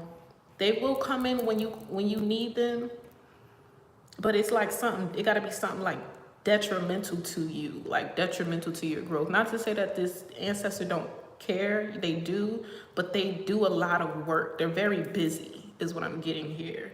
They make shit happen for you. So they're not there to respond to like petty calls. And no prayer is petty, but you get what I'm saying? Like, there are other angels and guides that are there to assist you with certain things. This is like the OG. She goes and she speaks to the higher ups. Like, she's from a different dimension, like for real. Like, she's really, really up there. So it takes more of her energy. Yeah. It takes more of her energy to come down and like address certain like worldly issues than it does for her to really like whoop some ass in spirit realm and get things moving for you on that end. Because this is somebody very, very high vibrational, very, very powerful, very, very strong. Like, in order for this person to come in and tear some shit up, that means somebody really, really tried you. Or there was really something up against you that would harm you in some way. They don't play at all. I'm feeling energy real bad. We have the Page of Rods here, Knight of Cups in reverse. They also protect your children as well.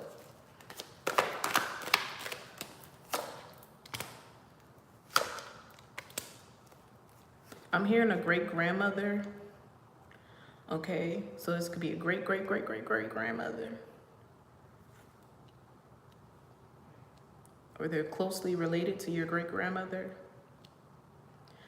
8 of Swords in reverse and a Wheel of Fortune in reverse, Ace of Cups. It's funny how they have me reading these cards backwards.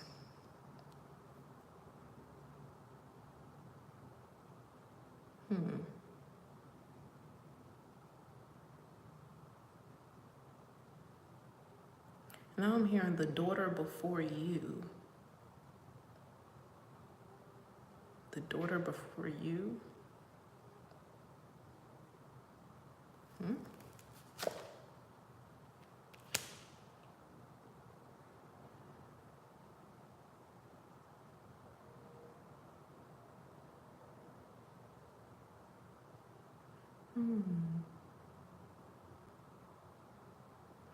Jasmine, you may be the one that needs to sit in the mirror and meditate. When you do that, you're gonna come in direct contact with this energy because she lives within you. You are her and she is you. But in different forms. It's like flipped. Like you are a mirror to her. She's a mirror to you. You know when I told you guys about how we are our own ancestors, just on different time loops and stuff like that, in different forms and different dimensions and stuff like that? You are a direct descendant from this ancestor. So this is crazy how they're showing me this shit. The best way I can describe it is like you have a fucking evil twin.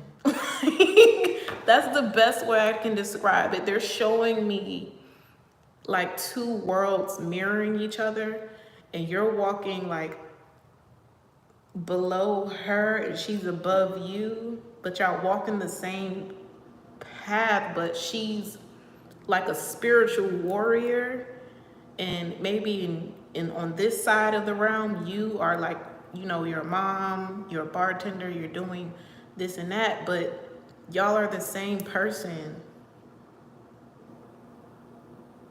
So you could carry a very, very strong energy.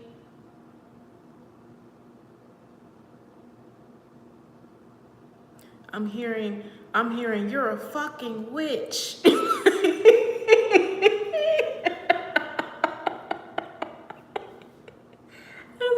You're a fucking witch.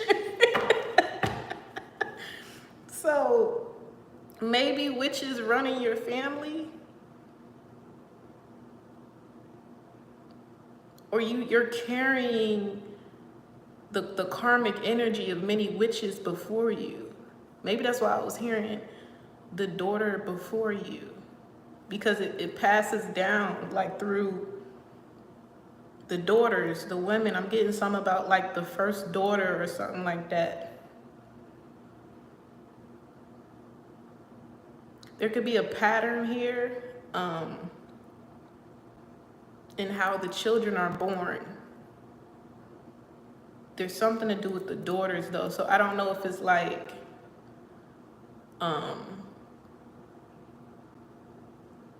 I don't know if how many siblings you have or what, but it could be like something like a boy and a girl is birthed. There's a pattern, like it's always a boy and a girl, or if it's not like a boy and a girl, there's like 3 girls, but one of them is like really, really fucking gifted, like off some charmed shit. I mean, all of them were gifted, but you know, the most powerful one was, what's her damn name? The one that was with Leo, and she could like freeze time and shit like that. They're showing me that for a reason. You might be able to manipulate time, and that's why she's so powerful in the spirit realm, because she can jump.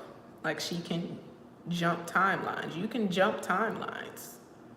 I hope you know that, Jasmine. Literally just with a decision.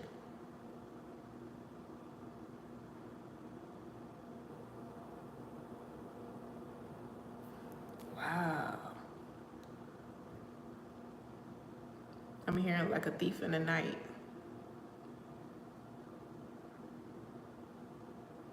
Wow. Ooh, I'm getting chills. Girl.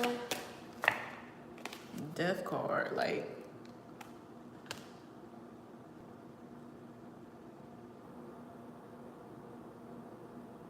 Shit. You might have a couple ancient motherfuckers following you.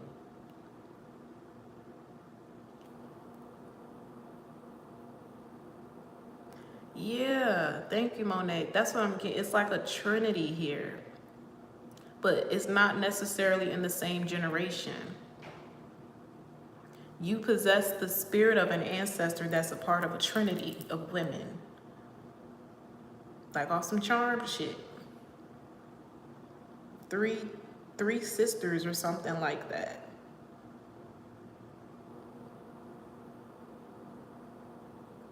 But it's like not all of them have access to this realm here. She's the only one that gets to walk or like be in both places at one time. That's her gift. She can be in multiple places at one time, kind of like an archangel. But it's giving me like a dark angel type of vibe. Like but she don't waste her time on bullshit. Like this is not like a dark energy that goes around like terrorizing. Like she actually defends and protects. She just has a badass energy. Like you just don't want to fuck with her.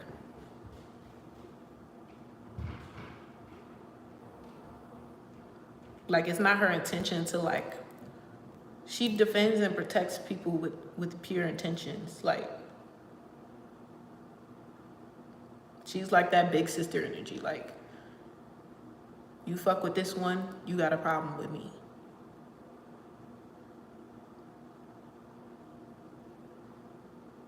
But it's weird because it's like you're protecting yourself. Like y'all are the same person. Like, oh, this shit is fucking fire, yo. Like, it's like you're in two places at once, Jasmine.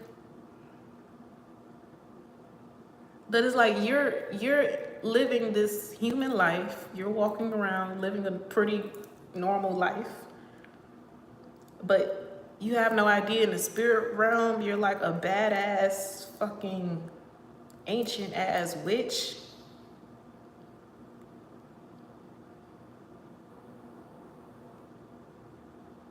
You are your own ancestor in the flesh.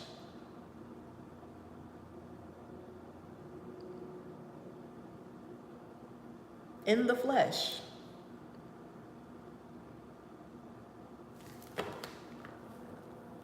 You just don't remember.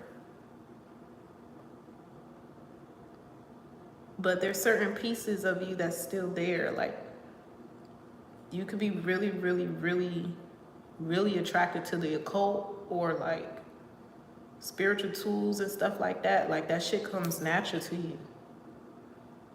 Like it really comes natural to you. You also work really well with the element of fire. Because they just showed me like someone lighting a flame with their finger.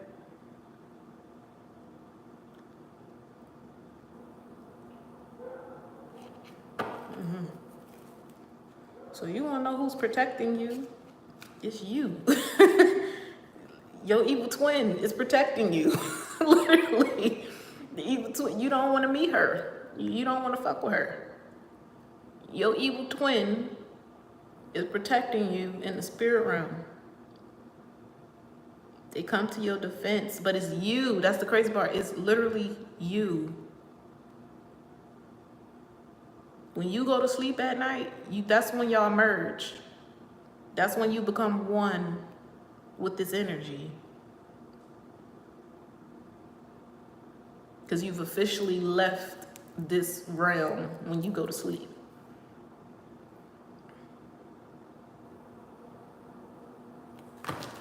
That's dope. Like, Then I said, when you go to sleep, that's when y'all meet back up. That's when y'all become one. Like, you face to face with yourself. There's a masculine energy. Like, you're feminine here in this realm, whatever, or you may walk in your feminine energy, but there's another version of you that's masculine as fuck, that's dark as fuck, and they fight your spiritual battles for you while you're living your waking life. They protect the fuck out of you.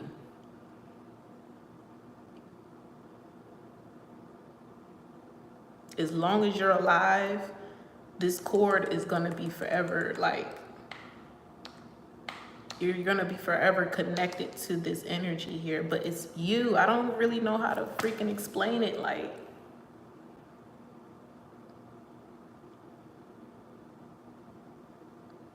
it's crazy.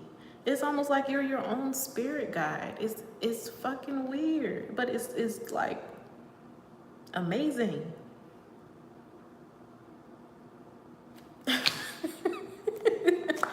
It's amazing. So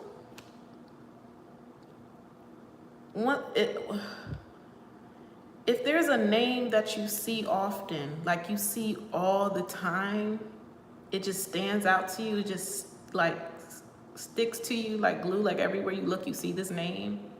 That could be your real name. That could be your soul's name, right? So I don't know if you see Anna or Smith or whatever, like I don't, just like pay attention. You might see or hear that name often. It might not be Anna. Anna could be the name of one of the sisters.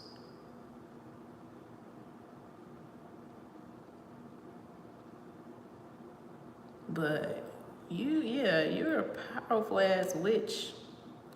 But I feel like you're favored because you don't abuse your power. You use it for good.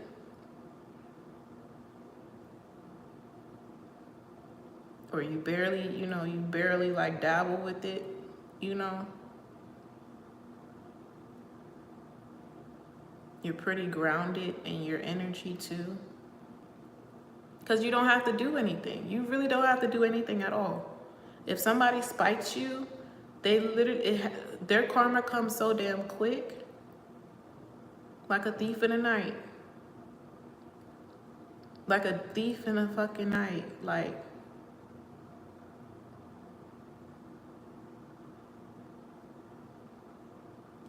it's like scary. And depending on what the motherfuckers did, this is a type of ancestor. It's so fucking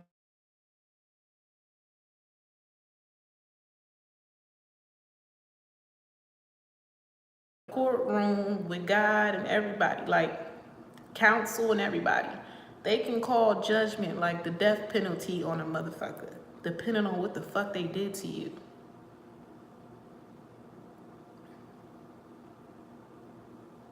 Sheesh.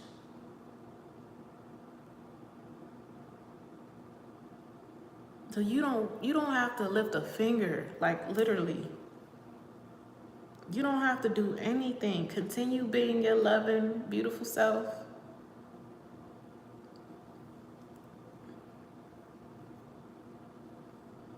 Continue just being you. Don't change. It's like you bring people karma. I don't know. It's like y'all work together. Like y'all work together to disperse karma. If you get what I'm saying. So you are walking in your light, like your evil twin. Like you're the good twin. They're the evil twin. You're walking in your light as this angel, this earth angel. You're the earth angel. They're the dark angel.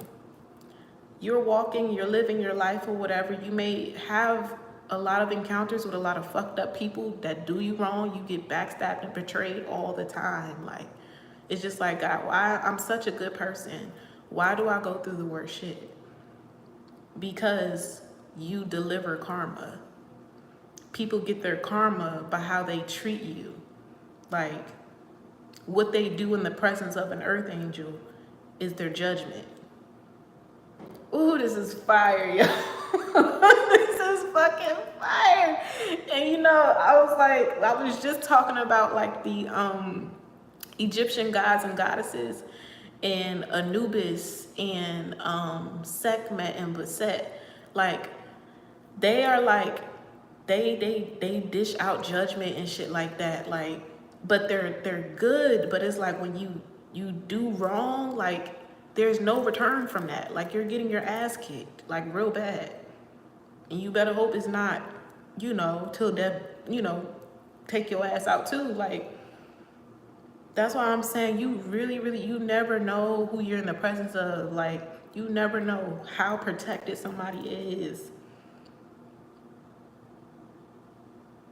Like, somebody will get fucked up over you, like real bad, for spiting you.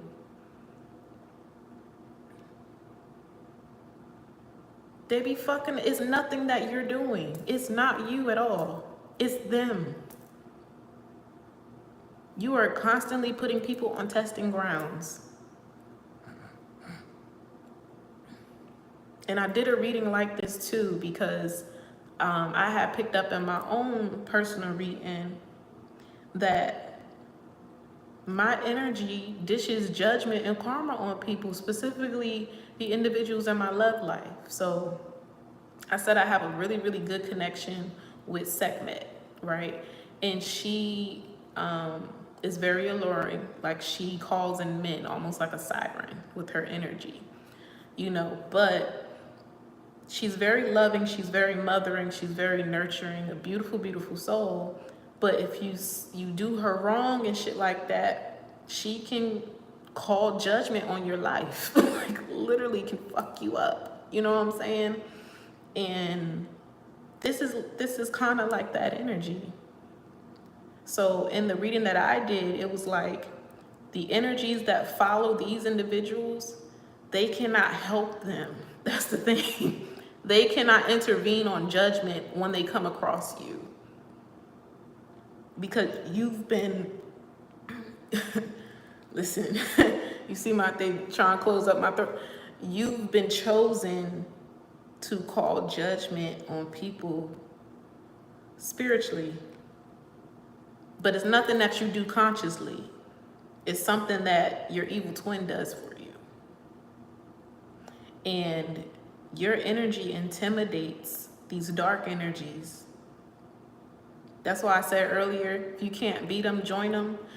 Anybody that's carrying any like dark energy or whatever, say you come across somebody and maybe it's a romantic connection and suddenly you realize like a couple of weeks in, this person's energy starts to change, and maybe you find out that they have anger problems, or they're really aggressive, or they have addictions and stuff like that. Your energy, your light is triggering their fucked up energies. And their fucked up energies are attacking them for triggering you, because they know the damage that's going to be done to them in the spirit realm for fucking with you. It's like they can't win for losing. So it's like, basically, you got to come correct. Come correct when you in the presence of a fucking goddess. A goddess by day and a motherfucking dark witch by night. Like, literally, that's what this is. An empress, a goddess by day and love and light. And then a motherfucking spiritual badass witch warrior by motherfucking night. This is crazy. It's crazy. 222 on the clock, like. But and the reason why it's such a strong energy is because you're old as fuck. Literally, that's why I was like, maybe you need to sit and meditate in that mirror. And you might see something within yourself that might shock you a little bit or scare you even. Your soul is old. It's real old. Like, you've been doing this for generations.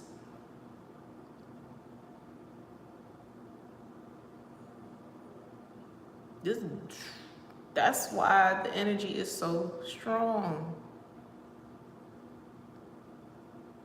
It's like you don't even know who you are yet.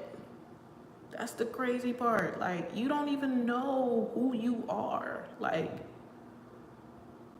and you just walking around blending in with people, human beings, and it's like, do you know who you are? Like,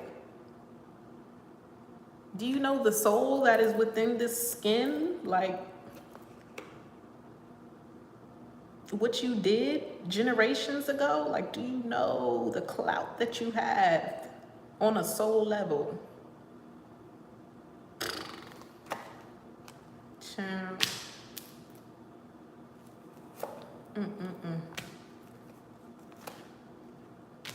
It wasn't meant for you to see, though. I mean, you know, but you weren't supposed to know. Even with me doing this reading, it's never going to completely sink in for you because it's not supposed to. You know what I'm saying? You're not supposed to be in that energy because your purpose, you serve a different purpose here in this physical plane than you do in the spirit realm. So it's never gonna fully sink in for you like, oh shit, I'm this powerful ass soul or ancestor, because you're not supposed to walk in that light, if you get what I'm saying. Who you are today, your energy, and the light and the love that you bring to this plane, that is your purpose. So continue walking in that light. Even though you know you're capable of so much more, don't test the waters in that way. Because, listen, your ancestors will tap your ass too. Okay? Like, they will tap your ass too, you know what I'm saying? So, but the beautiful thing about it is a lot of times these very, very powerful beings are also very, very impactful human beings, because it's just like puny human beings. I laugh at what does it say? Like, I laugh at the something. I laugh at this. I forgot the saying, but they're showing me like a Viking like belly laughing right now. But yeah, it's like petty. Remember I was saying it's like petty energy. Like, she doesn't come in and like deal with like petty worldly shit. You know what I'm saying? Like, she handles like important shit in the spirit realm and stuff like that. But yeah, angel wings. You're an earth angel, Jasmine, for sure. In this plane, you are. You're an earth angel. Now on the other side, that's a whole nother thing. That's a whole nother thing. And that's what I'm saying. It's not, and we was just talking about earlier about how good, so-called good and bad and good and evil forces work hand in hand. They work together to accomplish a goal. This is what this is for you. Like, you have a mirror. There's a mirror version of you that is walking in their purpose in the spirit realm as you're walking in your purpose here in the physical plane. And they protect the fuck out of you. Just period. Just period. Your soul is the sister of a trinity of very, very ancient goddesses or very, very powerful witches. I'm hearing condemned. Maybe they were condemned. These could have even been witches that were burned, you know, for being super, super powerful. Or that's something that your lineage has experienced. But y'all keep coming back. Y'all come back time and time again. They're showing me Hocus Pocus right now. You know, Hocus Pocus 2, they came back from the dead or whatever after they burned them on a stake. Not burned them, I think they hanged them. Either way, they were persecuted.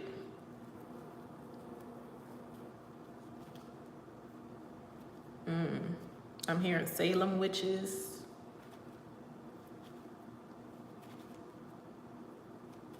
So you could be associated with that, or they're just giving me another example. The Salem witches were persecuted too. Okay. Part 3. Oh, I don't know about the part 3. Didn't Hocus Pocus 2 just come out? Then we have the Hangman that came out with the Four of Pentacles. Yeah. I mean, something happens. It's something definitely to do with death. I feel like if you do have like a long history of witches in your family, like back in the day, like generations ago, they were like hung or burned or something like that.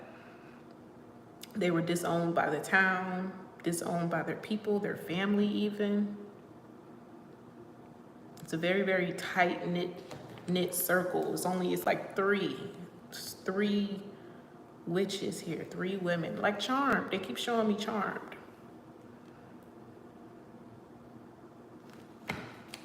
But I feel like y'all are spread out.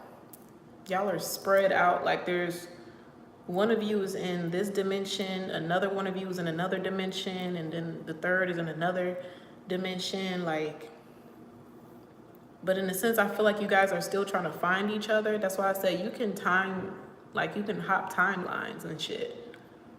And I feel like every time you hop a timeline, you get closer to finding your sister. So maybe that's why you have problems with females. You don't keep female friends very long or often, because you're supposed to be finding your sister. That's what your soul is looking for. You're looking for your sister, and it's just like, bitch, you ain't my sister, don't waste my time. Like, so they will automatically be dismissed, or their mask will slip. You'll see their true colors and stuff, because it's like, we're not here for that. You know, we're here to find each other again, because you can have a significant purpose to fulfill once you do come across these individuals who are also very, very strong ancestors within a human vessel.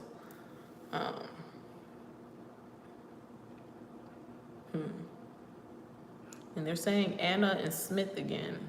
So I don't know if that's a full name, Anna Smith, or one of the other sisters are Anna, or again, if that's your name, Anna.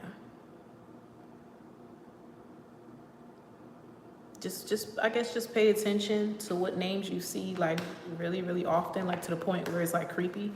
Like, and for me, that name is Sarah. I see Sarah all the time. Like, it's scary. Like, my waitress might be Sarah. I might go to a fucking hotel and the damn maid, her name is Sarah, and she leaves a note like, I hope you enjoy your stay. Love, Sarah. And I'm like, okay. My very first stuffed animal was a child. I named her Sarah. So I don't know. That could be significant for you as well. Like, pay attention to names and stuff like that. They will reveal it to you. But yeah, I'm gonna leave it there, because it's really not too much else to say. Like, you're your own ancestor. You protect yourself in a sense. Not to say, I mean, you still have angels and your spirit guides and stuff, because you need that, because of course you don't know who you are. It's like having bodyguards. You know what I'm saying? You got bodyguards. You're a whole ass celebrity in the spirit realm. So you have bodyguards. You have bodyguards in the physical realm. And they come in the form of like super, super powerful, like archangels. And of course the rest of your ancestors that play a significant role in certain things coming in for you.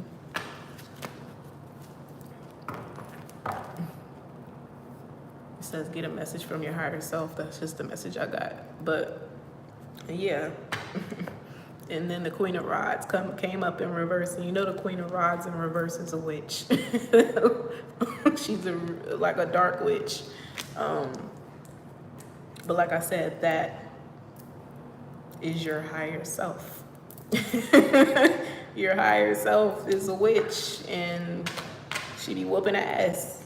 She really that, like, for real. For real.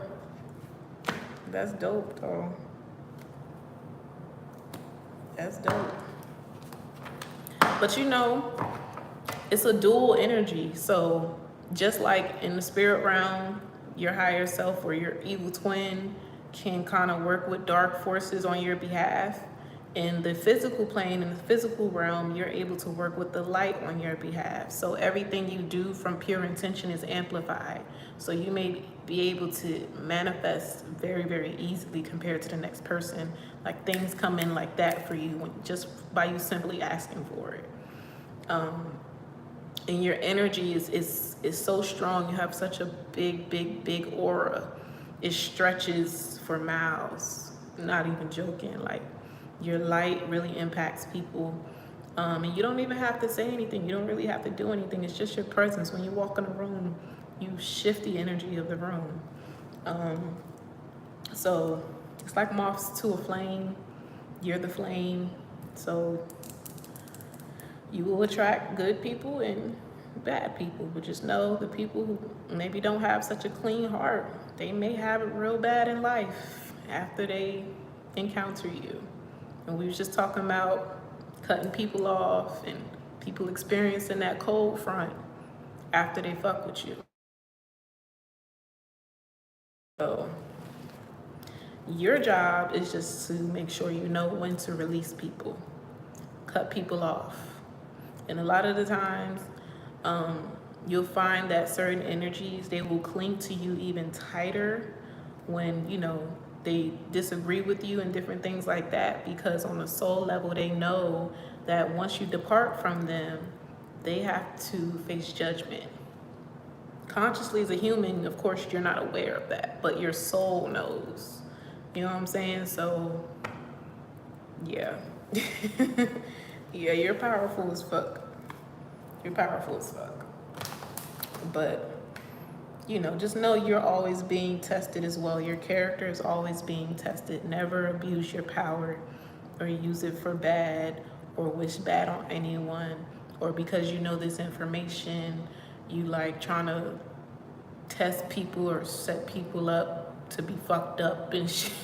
Don't do that, because God is still reading your heart at the end of the day.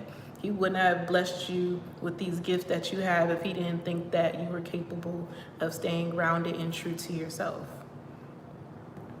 You know what I'm saying? You're very high vibrational. You have a very, very high, you know, so continue to walk in that light, right? Because you're befriending light angels and shit, even dark motherfuckers too. Because of the light that's within you and that is you, you know. So be grateful for these energies that protect you. And yeah, the more self-aware you are, I feel like the more tapped in you'll become. You know, you'll continue to grow in your spiritual gifts and different things like that, and these energies will start to reveal themselves to you. You know, because it's never their intention to scare you or put fear in you. You know what I'm saying? So a lot of people are like, well, how come I don't see spirits, or how come I don't connect with angels and things like that? It's because they don't want to scare you. Fear is a very low vibration. They can't tap into your energy if you're afraid. So that's why I was saying, yeah, I see this, I see all types of shit, but it's because I no longer have fear. I don't fear it anymore. I used to be scared of it, you know what I'm saying? And now it's just like, it's what is there to be scared of when you know you're protected, you know? So once you release that fear, your third eye definitely will open up, your heart chakra will definitely open up, and you may, you know, get more guidance and encounter certain things, spiritual experiences and things like that. And it just might happen out the blue. It might happen out the motherfucking blue. You might wake up and you might see somebody standing over your ass. But let me tell y'all, when you're in the presence, because I've encountered angels too, in human form, not like a person like walking up to you or anything like that, but I'm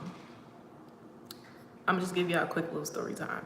So this was back when I was living in my boyfriend's mom's basement, back in college. And there's no windows down there. It's just completely dark. It's a basement, you know? And we had a bedroom down there. And I kid you not, I was not asleep, y'all. I was not asleep. I was wide awake. And this big ball of light, it was like crystallized colors of the rainbow, but colors like you ain't never seen before. 12 on the clock. It was like a big aura. It was like a portal that opened up, and it was beyond what the fuck I can explain, but it was just a bunch of light and colors. And this angel came forward, but in order to not scare me, they came in the form of my grandmother, like a spitting image of my grandmother. And I knew that it wasn't my grandmother because they made sure to put like little things like moles on her face that aren't actually on her face. So consciously, I knew that I wasn't speaking to my grandmother, but seeing her image comforted me. So that's what they did. And I asked her, I said, "Who are you?" And in the softest, sweetest voice, the angel was like, "My name is Grace." And that was it. That was it. It ended. The portal closed, and that was it. And I was like, oh shit. But when you're in the presence of an energy like that, you can't move. You literally cannot move. It's like you're frozen. So I wasn't speaking with my mouth. We were talking with our minds telepathically. And it wasn't until the portal left, until that energy left, that I could move and I could breathe again. But it was, I'll never forget that shit. I'll never, ever, ever forget that shit. So I guess I was visited by the angel of grace. But at that time in my journey, I wasn't like completely aware of like, I knew that there were angels and stuff, but back then I didn't know them by name other than Archangel Michael. So it was like at the very beginning of my journey. And that was one of them encounters I probably will never forget. Even though it was short-lived, it felt like forever. You know what I'm saying? Like it felt like a very long time.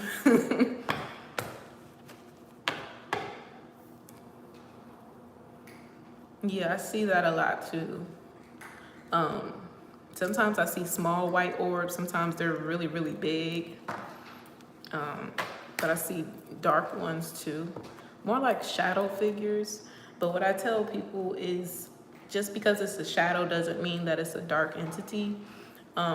Because if you're a being of light, a lot of times it's really hard for spirits to kind of tap into a very dense energy that we live in. We live in a realm that's very dense. So if there's a spirit that is maybe walking past you or running past you, a lot of times, just like when you're against light in a room, your shadow will cast on the wall. The same thing happens. Your light bounces off of that spirit that is dense, and it casts a shadow. So that's what you're seeing shooting in the corner of your eye and shit like that. It's because they're running past your light. You can't see your aura and how bright and big and bright and light it is. You know what I'm saying? But when you have those encounters with shadow people and stuff like that, their dense energy, your light is reflecting off of them. So that's why you can see them in that form. I hope that makes sense. And the reason why I say it's not always like bad energy. Sometimes those shadow people and shadow energies you see are lost souls. They're all around us. You know what I'm saying? That's why it's so important to like protect your energy. A lot of them are like benevolent. Like did I use that word correctly? I hope I did. But you know, they're really to fuck with you or anything like that. Cause they don't really have a reason to. And then sometimes those darker, more dense energies are actually protectors, like bodyguards. So prime example, when I was telling you guys about the dogs that I would see. I remember my best friend, she told me, she was like, I keep seeing these shadows following you. And I was like, oh, those are my dogs. And I was saying it so casually, but she was like, no, like they're dark figures following you. Like, are you sure? And she was like, you know, I know you're really intuitive and You feel things, so I trust your discernment, but are you sure? And I'm like, girl, don't worry about it. They are literally protecting me. Those are my guard dogs. They came to me, they already revealed themselves to me. And from that day, they literally had been following me. And the same shadows that she says she saw, I was seeing too. So not everything surrounding darkness is bad, I guess. Sense or not, but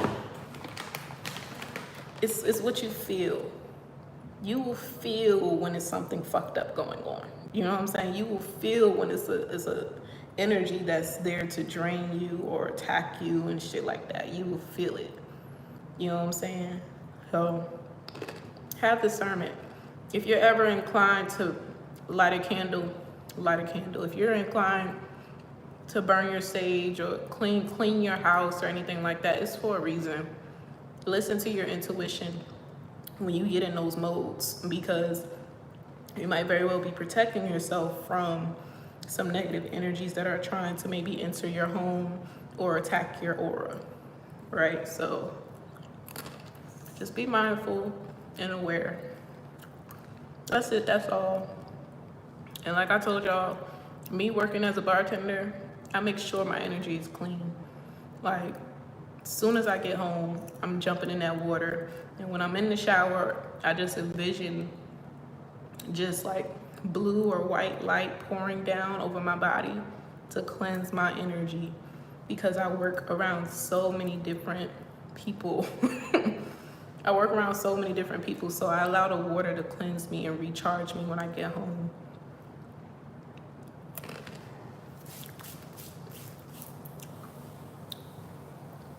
Yeah, pay attention to those urges, especially if they like real random. That happens to me.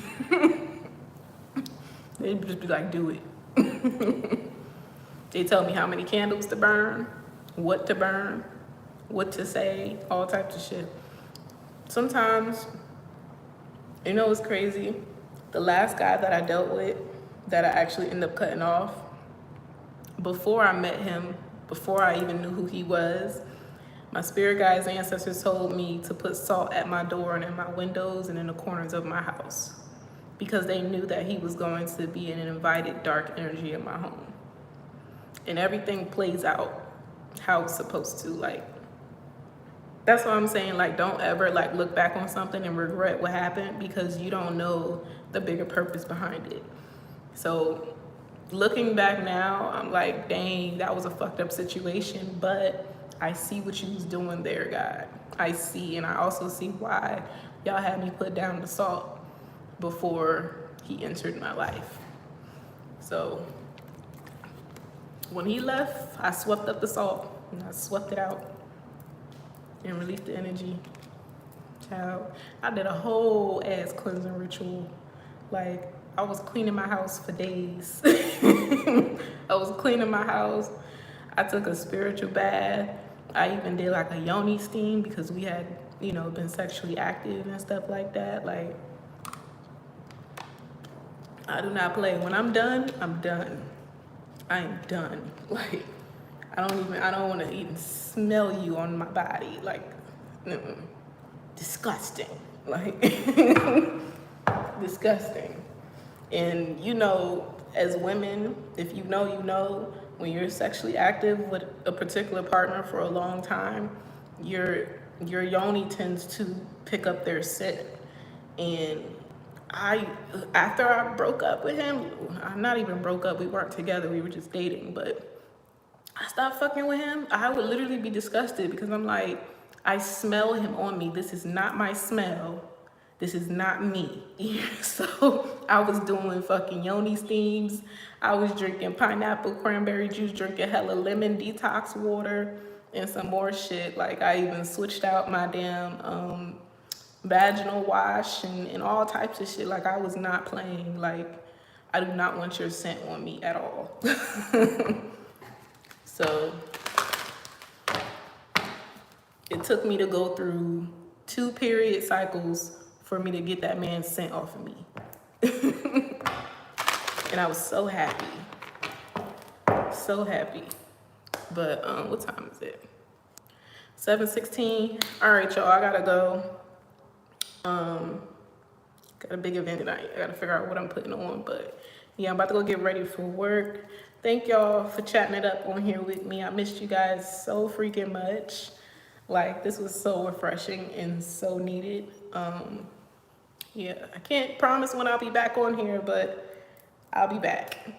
And when I do, we gonna have a good time. So see y'all later. Have a good night. Be safe. And yeah.